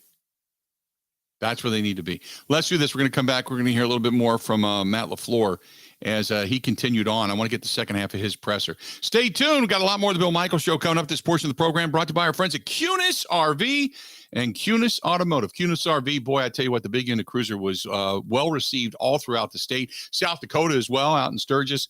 This year, we had such a great time in it. We can't do a lot of these events, can't do the charity stuff without our friends at Kunis RV and our friends at Kunis Automotive. They've been great to us this year. It's been an awesome relationship. The RV is a hit everywhere we go, and it's gone back. It's now back in its resting place down at Kunis RV in Elkhorn. Maybe somebody could buy it. Who knows? But it's back down in Elkhorn, and say thanks as well to our friends at Kunis Automotive. You can go to shopkunis.com, shopkunis.com, Kunis, shopkunis.com, or go to Kunis, Kunis, KunisRV.com. That's KunisRV.com. More of the Bill Michaels Show. Matt LaFleur next. Ready? This is the Bill Michaels Show on the Wisconsin Sports Zone Radio Network.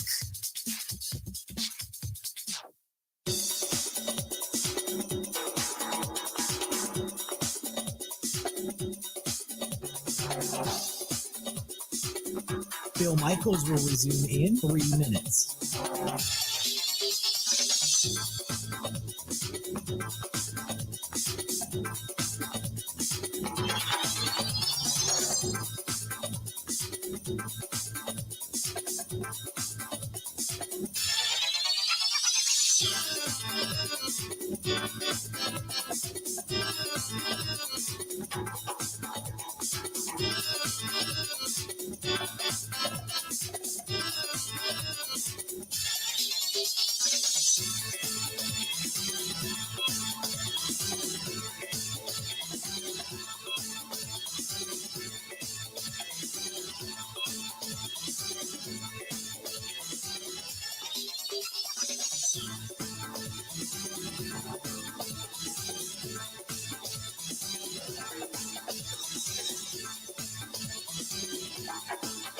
Bill Michaels will resume in 2 minutes.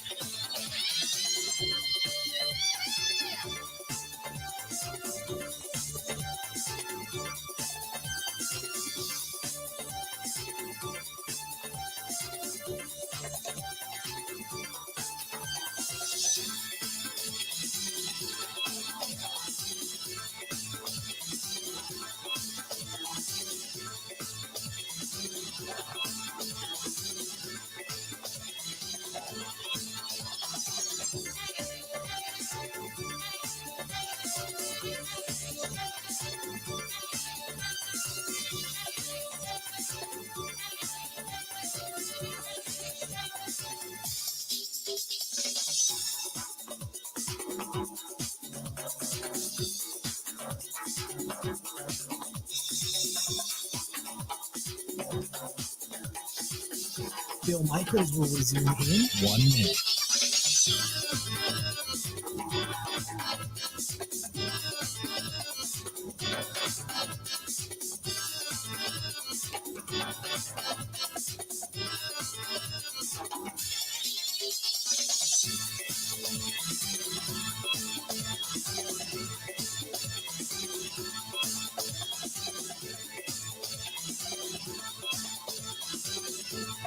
Bill Michaels will resume in 30 seconds.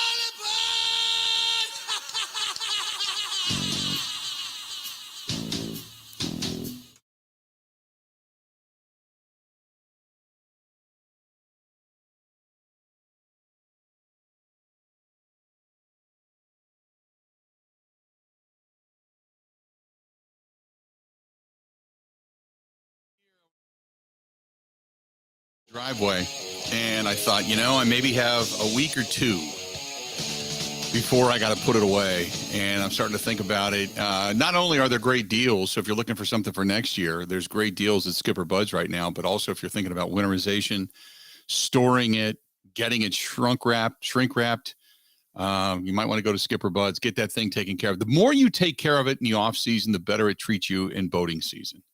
I really believe I found that out the hard way, for lack of a better term.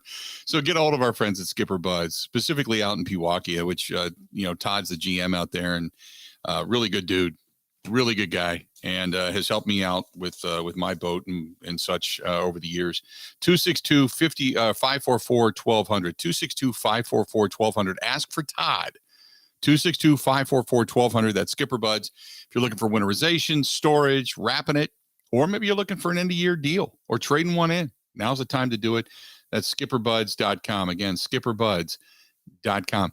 It is time to listen to the second half of what Matt LaFleur had to say. Matt LaFleur was at the podium just a little while ago. One of the other things we wanted to talk about real quick, and I know, Ben, you wrote this to me, said something to be said for the lack of aggression that LaFleur got out of him last year, or got on him about last year for. Was it the reason Cousins went nuts in week one? That would very possible. Remember last year in that opening game against New Orleans was not good defensively. The second game against Detroit, by half, Matt LaFleur was in Joe Barry's face, remember, just before they ran to the locker room at Lambeau Field. And then they said, okay, that was it. We're playing our style. We're going to bring the aggression to them, not vice versa. They did bring the aggression in that, starting in the second drive of that Bears game. Maybe something was said. I don't know, but you are 100% correct. Maybe it did take Matt LaFleur to jump into the weeds on that. No doubt. Let's do this. Matt LaFleur at the podium. Let's take a listen to what he had to say the rest of the way. If you have no idea, when do you need to know just in terms of game planning? We're not going to game plan any different. So we're going to game plan regardless. Don't get me wrong. There's definitely some things that you could potentially do differently, but I think Yash has done a damn good job in his time starting for us. And so there's not a lot, I would say, when it comes to that position with the way Yash has played, that where it's maybe a little bit different is if you're talking about, you're losing your number one receiver or number one back or something like that, or quarterback, whatever it may be. Matt, when you study this Tampa Bay defense, I'm sure there's kind of a long list, but what are the top couple of things that jump out to you that make them so effective? Well, you can definitely see their speed and aggressiveness. They definitely like to pressure quite a bit. And then they do a great job of getting the ball out. They're one of the best in the business. Always punching at the ball. The secondary, the guys in the secondary have really good ball skills. So that creates another problem. Obviously, there's just great team speed overall. The two backers inside are problems. They got two edge rushers that are problems. They got Vita Vea on the inside. I think the corners are really good. The safeties are obviously really good. And so it's just a complete defense. You combine that with the scheme they run. They do a great job of disguising, showing you one thing, and then next thing you know, they're blitzing on the snap, whatever it may be. It's very sound, and it's going to be a great challenge for our offense. I think it really will give us a much better indication of where we are at this point of the season. Matt, you've expressed your respect for Todd Bowles a couple of times already this week. I think you went up against him when he was with the Jets once, right, when you were in Tennessee, and then obviously. What are the hallmarks and challenges of his style of defense, and what's it like to kind of match wits with him? Yeah, he just does a great job of keeping you off balance, mixing up tendencies. It's hard to get a great read on and anticipate what you may get. He just does a really good job. And, I think his players are pretty smart too. It doesn't look like they get out of position too many times, getting really sound. And when you combine a complex sound scheme with really good players, it's usually a really good defense, and the effort jumps off on the tape as well. They play with great effort. They fly around. It's not surprising to me, as you could argue that it could be the best defense in the National Football League. How do you improve your tackling, or is that just simply an early season thing and you'll get it in line just through game runs? Well, I mean, yeah, we're not going to go out there and tackle today if that's what you're asking. But no, we do drill work, but there's nothing like real reps. I think one way to counteract if you aren't tackling very well is you got to have multiple hats at the ball. So if one guy does miss, that there's somebody there to back him up. So we got to make sure that we're swarming to the football, and each week could be a different deal depending upon who you're playing. Some guys are very good at breaking tackles. I think I want to say, didn't Aaron Jones have like 13 broken tackles last game? So and I get it, every week's just a new challenge. So, depending upon who you're playing though, they can make it a little bit more difficult for you. Matt, I think everybody around here, even beat writers included, really liked Nathaniel when he was here. So I'm not asking this question to rip him. He's had a little bit of a tough start with the first two games. And I'm wondering if when you call plays as a head coach, if it takes a while, I mean, you were a first-year head coach not that long ago, to kind of just figure out exactly how you want to handle all the different responsibilities and be the play caller. Was that a process for you to kind of get to where you wanted to be too? Yeah, I think it's a process for anybody when you're in a new role. And, I got all the confidence in the world that he's going to do a great job. And I don't know necessarily all the nuts and bolts or details to what you're talking about, but, it's important that you lean on other people as well. And, but I got a lot of confidence in him, not only as a coach, but he's super organized and he'll figure it out. No doubt about it. So everybody needs to stop hitting that panic button down there. All right, guys. There you go. That was Matt LaFleur, head coach of the Green Bay Packers. And they're not going to game plan any differently if they bring in David Bakhtiari. He said, there's no change. There's no change. No, we're good. Don't worry about it. No problem. Nothing to see here. So we'll see if it actually happens. We'll see what's going on in the practice field today. Stay tuned. More of the Bill Michaels Show next. This is the Bill Michaels Show on the Wisconsin Sports Zone Radio Network.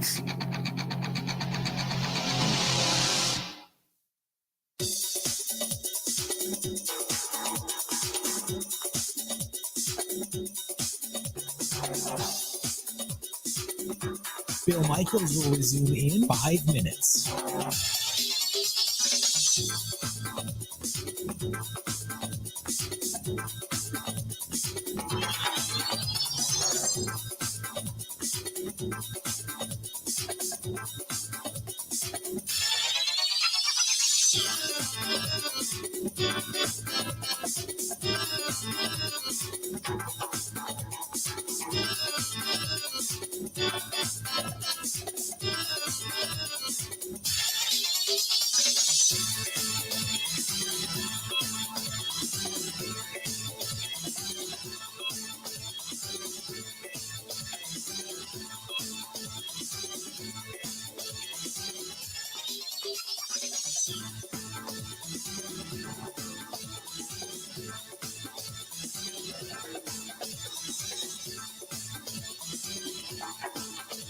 Bill Michaels will resume in 4 minutes.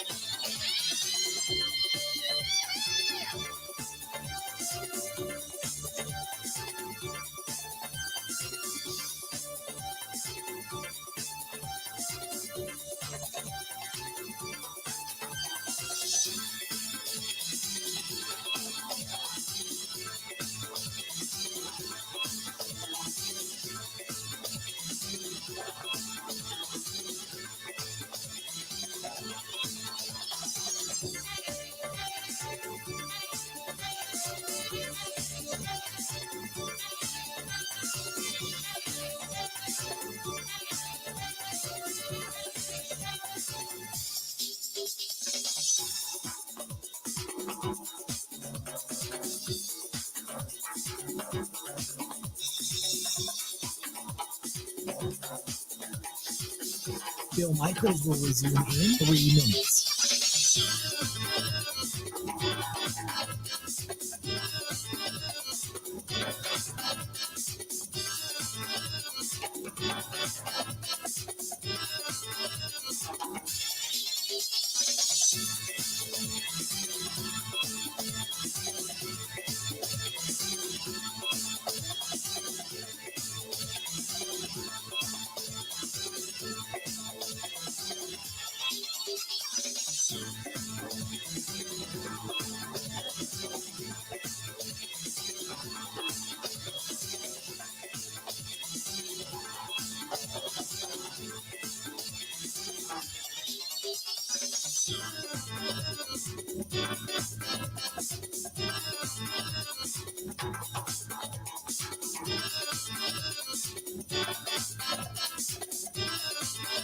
Phil Michaels will resume in 2 minutes.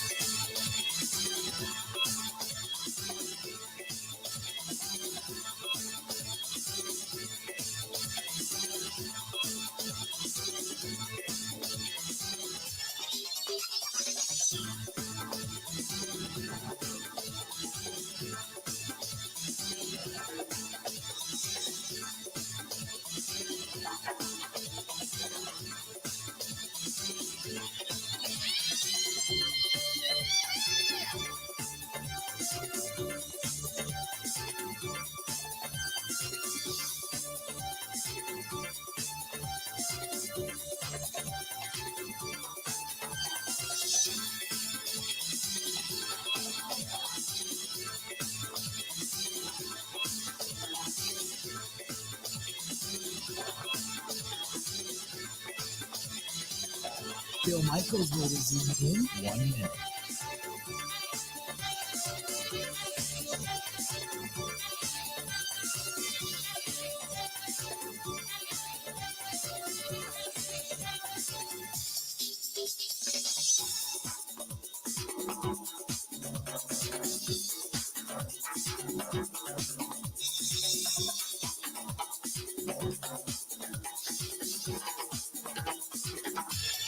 Phil Michaels will resume in 30 seconds.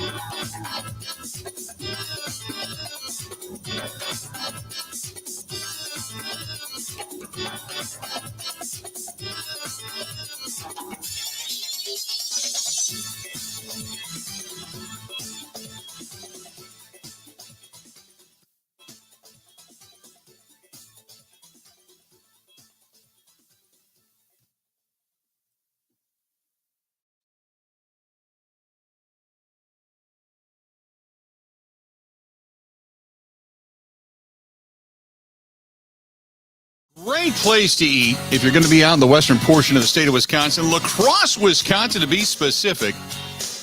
I told you about my visit to La Crosse. I went over to Buzzard Billy's, and man, such a good place. A lot of fun. Good beers on tap as well. Bud Light being there. I had some really, really good food. The Cajun American mush mix of stuff, and oh my God, it was good. The catfish was really good, seasoned really well. Cajun seasoning. Loved it. Stop into Buzzard Billy's, man. One of the best places to eat in La Crosse if you're over into the western portion of the state of Wisconsin. Thanks to them for being a part of the program and really supporting us as well. Going back to our buddy Ryan, who was talking about how he thinks that Joe Barry is so incredibly passive. He said, when you watch other teams like Tampa Bay, Pittsburgh, New Orleans, Bills, 49ers, we do not play like those teams with the intensity. I'd rather die on the sword than let them stick it in you. I get that. I don't disagree with that. You have to choose when to use the aggression, but I appreciate that. We'll just kind of see how things play out. And again, you got another week to watch and see what happens. See what happens. 877-867-1670. John says, did Matt LaFleur really say that they don't know whether or not David Bakhtiari is going to be ready to play this week? Yes, he did. John says, what the hell are they waiting for? Either he is or he isn't ready. If he's not ready, that means he's still injured. Is he still injured or not? What the hell's going on? Why is David Bakhtiari so elusive? Why is this becoming such a big thing? If the Green Bay Packers can't use him, then put him on the PUP list and bring up somebody who can play rather than taking a roster spot to hold on to a guy who's walking around with a cane. That's from John. He doesn't have a cane. Okay, let's put it that way. He doesn't have a cane. All right. We're just kind of waiting to see if he's going to be capable of playing, I guess. What do you want me to say? I agree with you. Look, do you think that David Bakhtiari's not trying to come back? He is. Whether or not he's going to be able to, we'll have to wait and see. If you know Bakhtiari at all, you know he's doing everything that's being asked of him. Plus, he also, to the opposite side of the coin, he's also listening to what the doctors say, because every time he's really started to push it, he's ended up with pain, and you don't want to. What you're trying not to do is damage that knee for long term. So if he comes back in another game or 2 or 4, if he comes back in 3 more games, well, then it'll be the PUP list wasted. because you could have had another guy on the roster. But I'm like the rest of you. I think what we're looking for is come back, play pain-free, and play well. You hope that he returns to the form that he had prior to going down with the injury. That's what we're hoping for. But you just want him to come back and play well and not have any issues. Because you can't just keep, first of all, if you're Yosh Nijman, you're constantly looking over your shoulder. You just want to know the job is yours. Right? That's the first thing. Second thing, if he can't come back, then it's yours. If he can come back, then just get him back in there. So it's not, hey, Yosh, be ready. Hey, Yosh, don't be ready. Hey, Yosh, be ready. Hey, Yosh, don't be ready. Hey, Yosh, be ready. Hey, Yosh, don't be ready. And then you're constantly in the switch up mode. You just want to, and you want to get Aaron Rodgers stabilized. Because as both Elton Jenkins and David Bakhtiari get back and get better, it settles everything down. Right now, it's not that things are, abruptly disrupted, but it's not stable right now. And that's the other aspect of all of this. So I get it. I understand it. But again, Yosh Nijman played really well last year, so I don't know what all this screaming and yelling is about. 877-867-1670, 877-867-1670. Give us a shout. If you got something to say, a lot of people talking about Joe Barry. This is from Max. I give Joe Barry a B. I think he's done a pretty good job. His first year was somewhat surprising. His second year started off awful, but he did a little bit of a correction in game 2. Let's see what he does in game 3. That's from Mac. Mac, appreciate the email. Good to have you. Let's go to the other email box real quick. Got emails over there.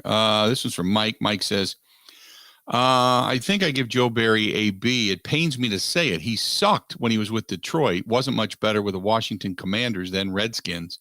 I don't know what to expect out of this defense. One week they play extremely good. The next week they play poor and have no tackling skills. Is that coaching or is that just players? That's a great question. That's legit. It's not in depth, but it's legit. I think sometimes you just got to take a look at the players. The week of preparation going into the game. In football specifically, more so than any other sport. In football specifically, I think what you have to look for is Wednesday, Thursday, Friday. If you're a coach, Wednesday, Thursday, and Friday are the most important. If you get guys to buy into that Wednesday, Thursday, Friday are the most important, that's what's huge. Because when guys buy into that, that means that they understand that importance. They understand that you get better, for lack of a better term. You get better, and it shows. I don't know. This is not rocket science by any stretch of the imagination. It shows. It shows. So if you have coaches always say, had a really good week of practice. It usually shows because guys are prepared, guys are ready to hit, guys are ready to tackle, guys are ready to do the fundamental things. They're in the right place at the right time. They're understanding what's being asked of them, all of that stuff. It's all right there. It's all right there for you.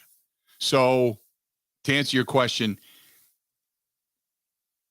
Wednesday, Thursday, Friday is where it's really done and done well. And that's where I think Joe Barry, if you're going to exceed, you're going to be aggressive, you're going to play aggressive, that's where that has to be installed. Not necessarily on the fly.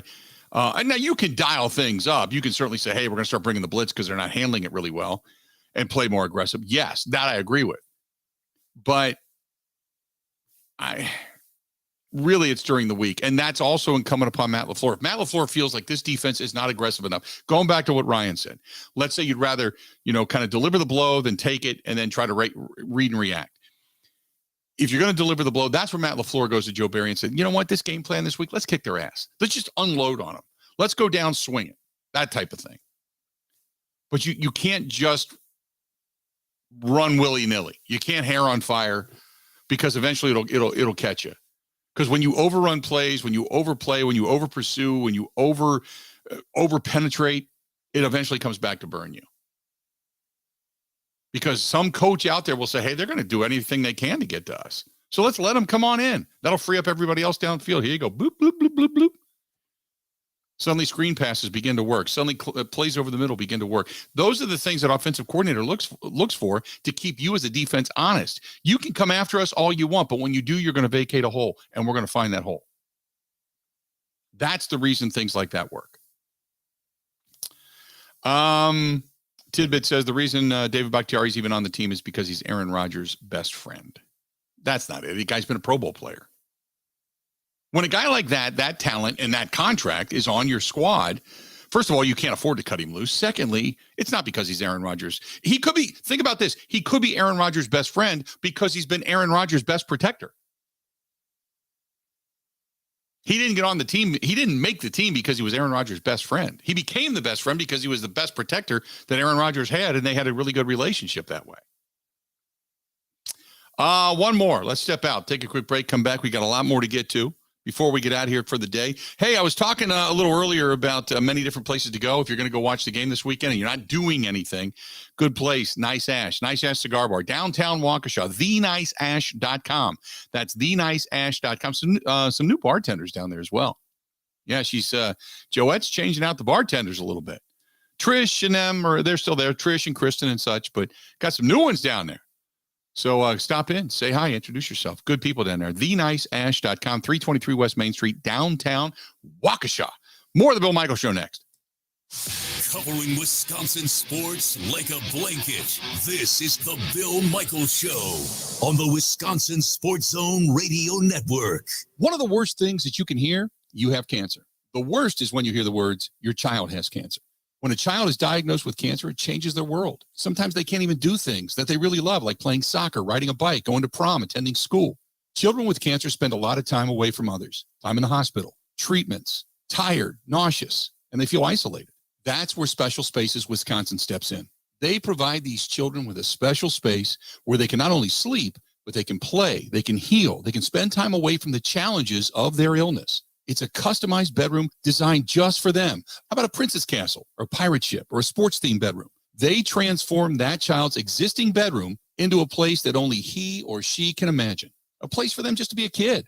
This effort is done with teams of dedicated volunteers and sponsors, just like our friends from Pella Windows and Doors of Wisconsin and all the community partners. If you'd like to find out more or to donate, go to specialspaces.org. That is specialspaces.org.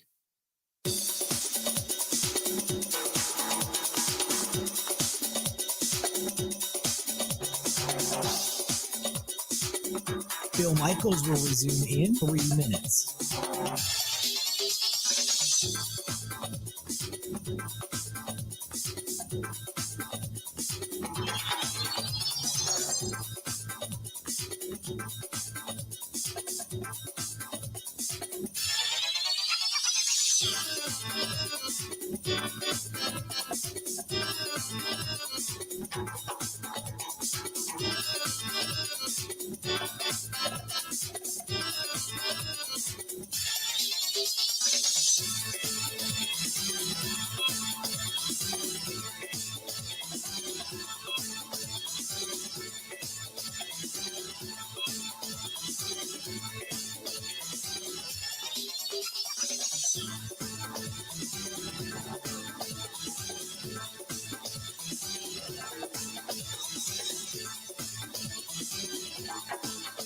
Bill Michaels will resume in 2 minutes.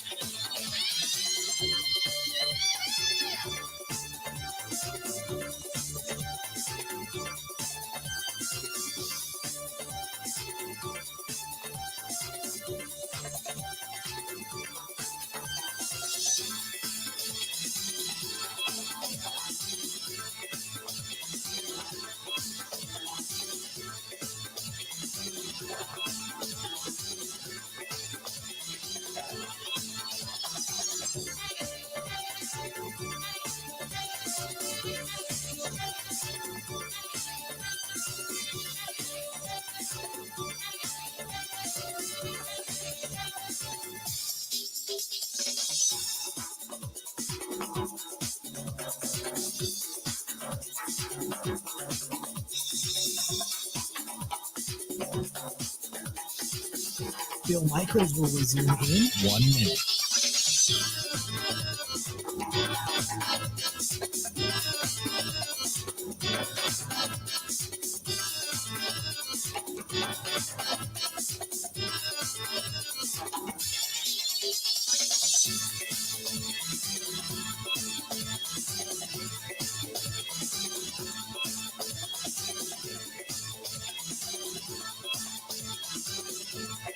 Bill Michaels will resume in 30 seconds.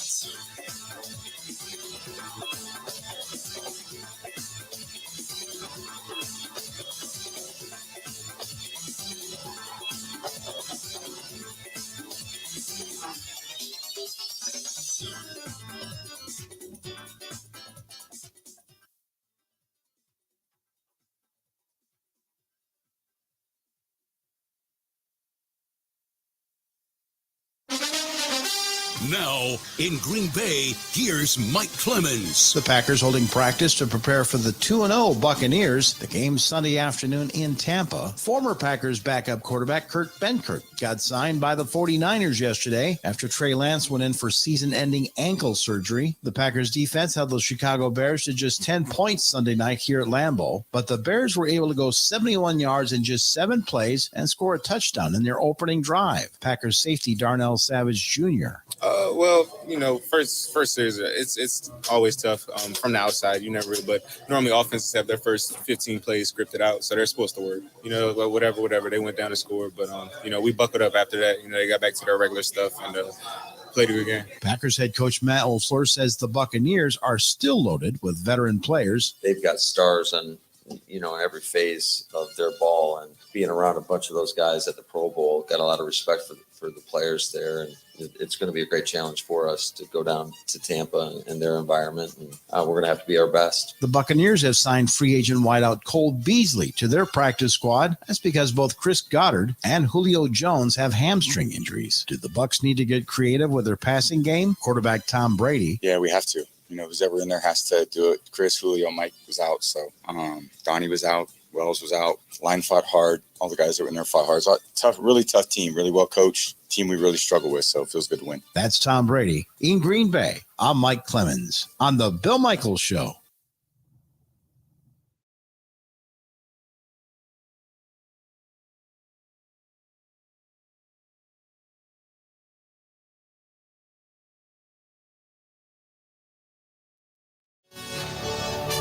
I want to say thanks to our friends at Potawatomi Hotel Casino being a part of the program. Got a lot of special deals going on right now and offers at Potawatomi Hotel Casino. You could be gold and make everybody else around you gold as well. You got to go to paysbig.com for all the details. Paysbig.com for the details. Joining us on the hotline, our buddy Mike Clemens, live up in Green Bay. Michael, how you doing, buddy? Pretty good. Mostly cloudy, warm, sunny. LaFleur's got them working outside today. It's going to be a long practice. It's, they're in pads and full pads, and they're going to work till about 3:15 this afternoon. I just watched Aaron Rodgers and Jordan Love throw to all the receivers. Alan Lazard is the first one in line over there. You go over to the defensive side, outside linebackers. It's Rashawn Gary ahead of Preston Smith and some drills going after one of those quarterback dummies, practicing on what would it be like to actually sack Tom Brady.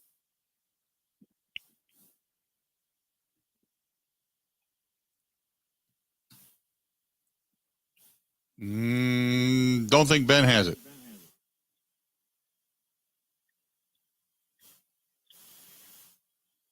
Mike, is Bakhtiari back in practice again today?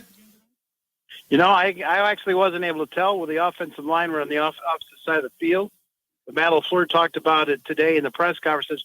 He has no idea if he'll be ready to play this Sunday for the game against the Buccaneers. When you look at this team going in, I know that Mike Evans not going to be playing this weekend. Julio Jones got a bad wheel. Also, Godwin's got a bad wheel. Who do they have left to throw to? And I guess the defense for Joe Barry should feel pretty confident coming into this game with the lack of weapons that Tom Brady has. Yeah, well, that's the fear that somehow the Buccaneers will still beat you with their running game and maybe even with their defense. They signed Cole Beasley, who was sitting on the street, and I didn't realize he was that old at this point. But that's looked like an act of desperation. Apparently, that's something that Brady requested. There's two storylines that I'm working on. First, with the Packers offense, Sunday night late in the game, the big design play that they made up during where they were looking at that, whether Fields had gone in for a touchdown. LaFleur comes up with that design play that Sammy Watkins 55 yards, Aaron Jones for 15 yards, and then they fail in the red zone on 3 downs. It started with a penalty, But Aaron Rodgers was so frustrated, and talking to LaFleur for a long time. The game was secure, but Rodgers really wanted to check that box on red zone offense there. On the other side of the coin, Eric Baranchek does a great job on our show talking about the tape, and he had a good point about, Quay Walker is not helping out with the run game. And when the Bears were getting like 28-yard gains on 2nd and 20, he was getting caught up in the garbage there. And he's got to work on his technique to help track down those running backs. Quay Walker has been sideline to sideline, extremely fast. He's even been in coverage. Mike, I said this earlier today. I think when he finally mentally gets it, that's a player. Do you like the way he looks and the way he's practiced and the way he's played? No question. He's a great character kid. That he's got great speed. He's got good size. He probably needs to be a little bit bigger, but it's just instinctive. He probably could get away with that at Georgia, where if the play runs to the opposite side where he's at, he can just cut through the guards and the tackles and track that guy down. That ain't going to work in the NFL.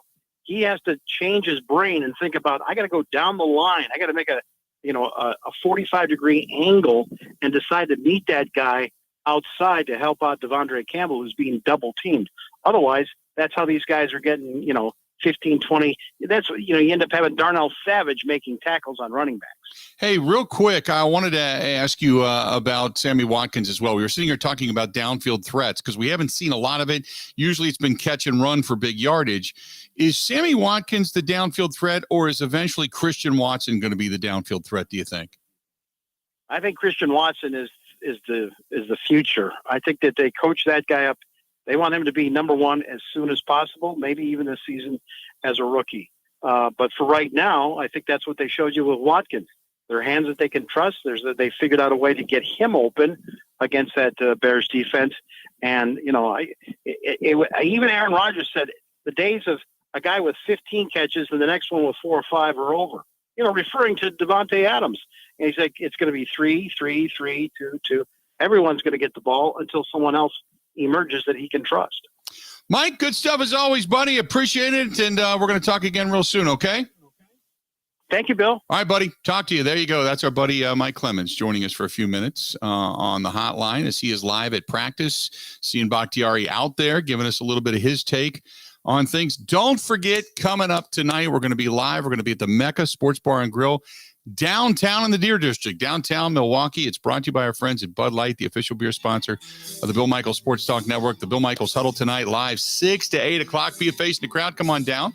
Say hi. Maybe grab yourself a beverage, wings, burger, whatever it happens to be down there. Come on by and give us a shout. We'd love to see you down there. The Mecca down in the Deer District, downtown Milwaukee. That's coming up later on tonight. Until we talk again later on tonight, that's going to do it for today. Good stuff. We're halfway through the week, my friends. Thursday, Friday, we get into the weekend. Got the motorcycle ride on Sunday that's going to start at Sloppy Joe's, and it's benefiting veterans in Fisher House, Wisconsin. And then afterwards, we have the watch party and then the postgame show live at Smoke on the Water in Okauchee. Can't wait to do that either. Good stuff. Put that on your calendar. Hope to see you out there.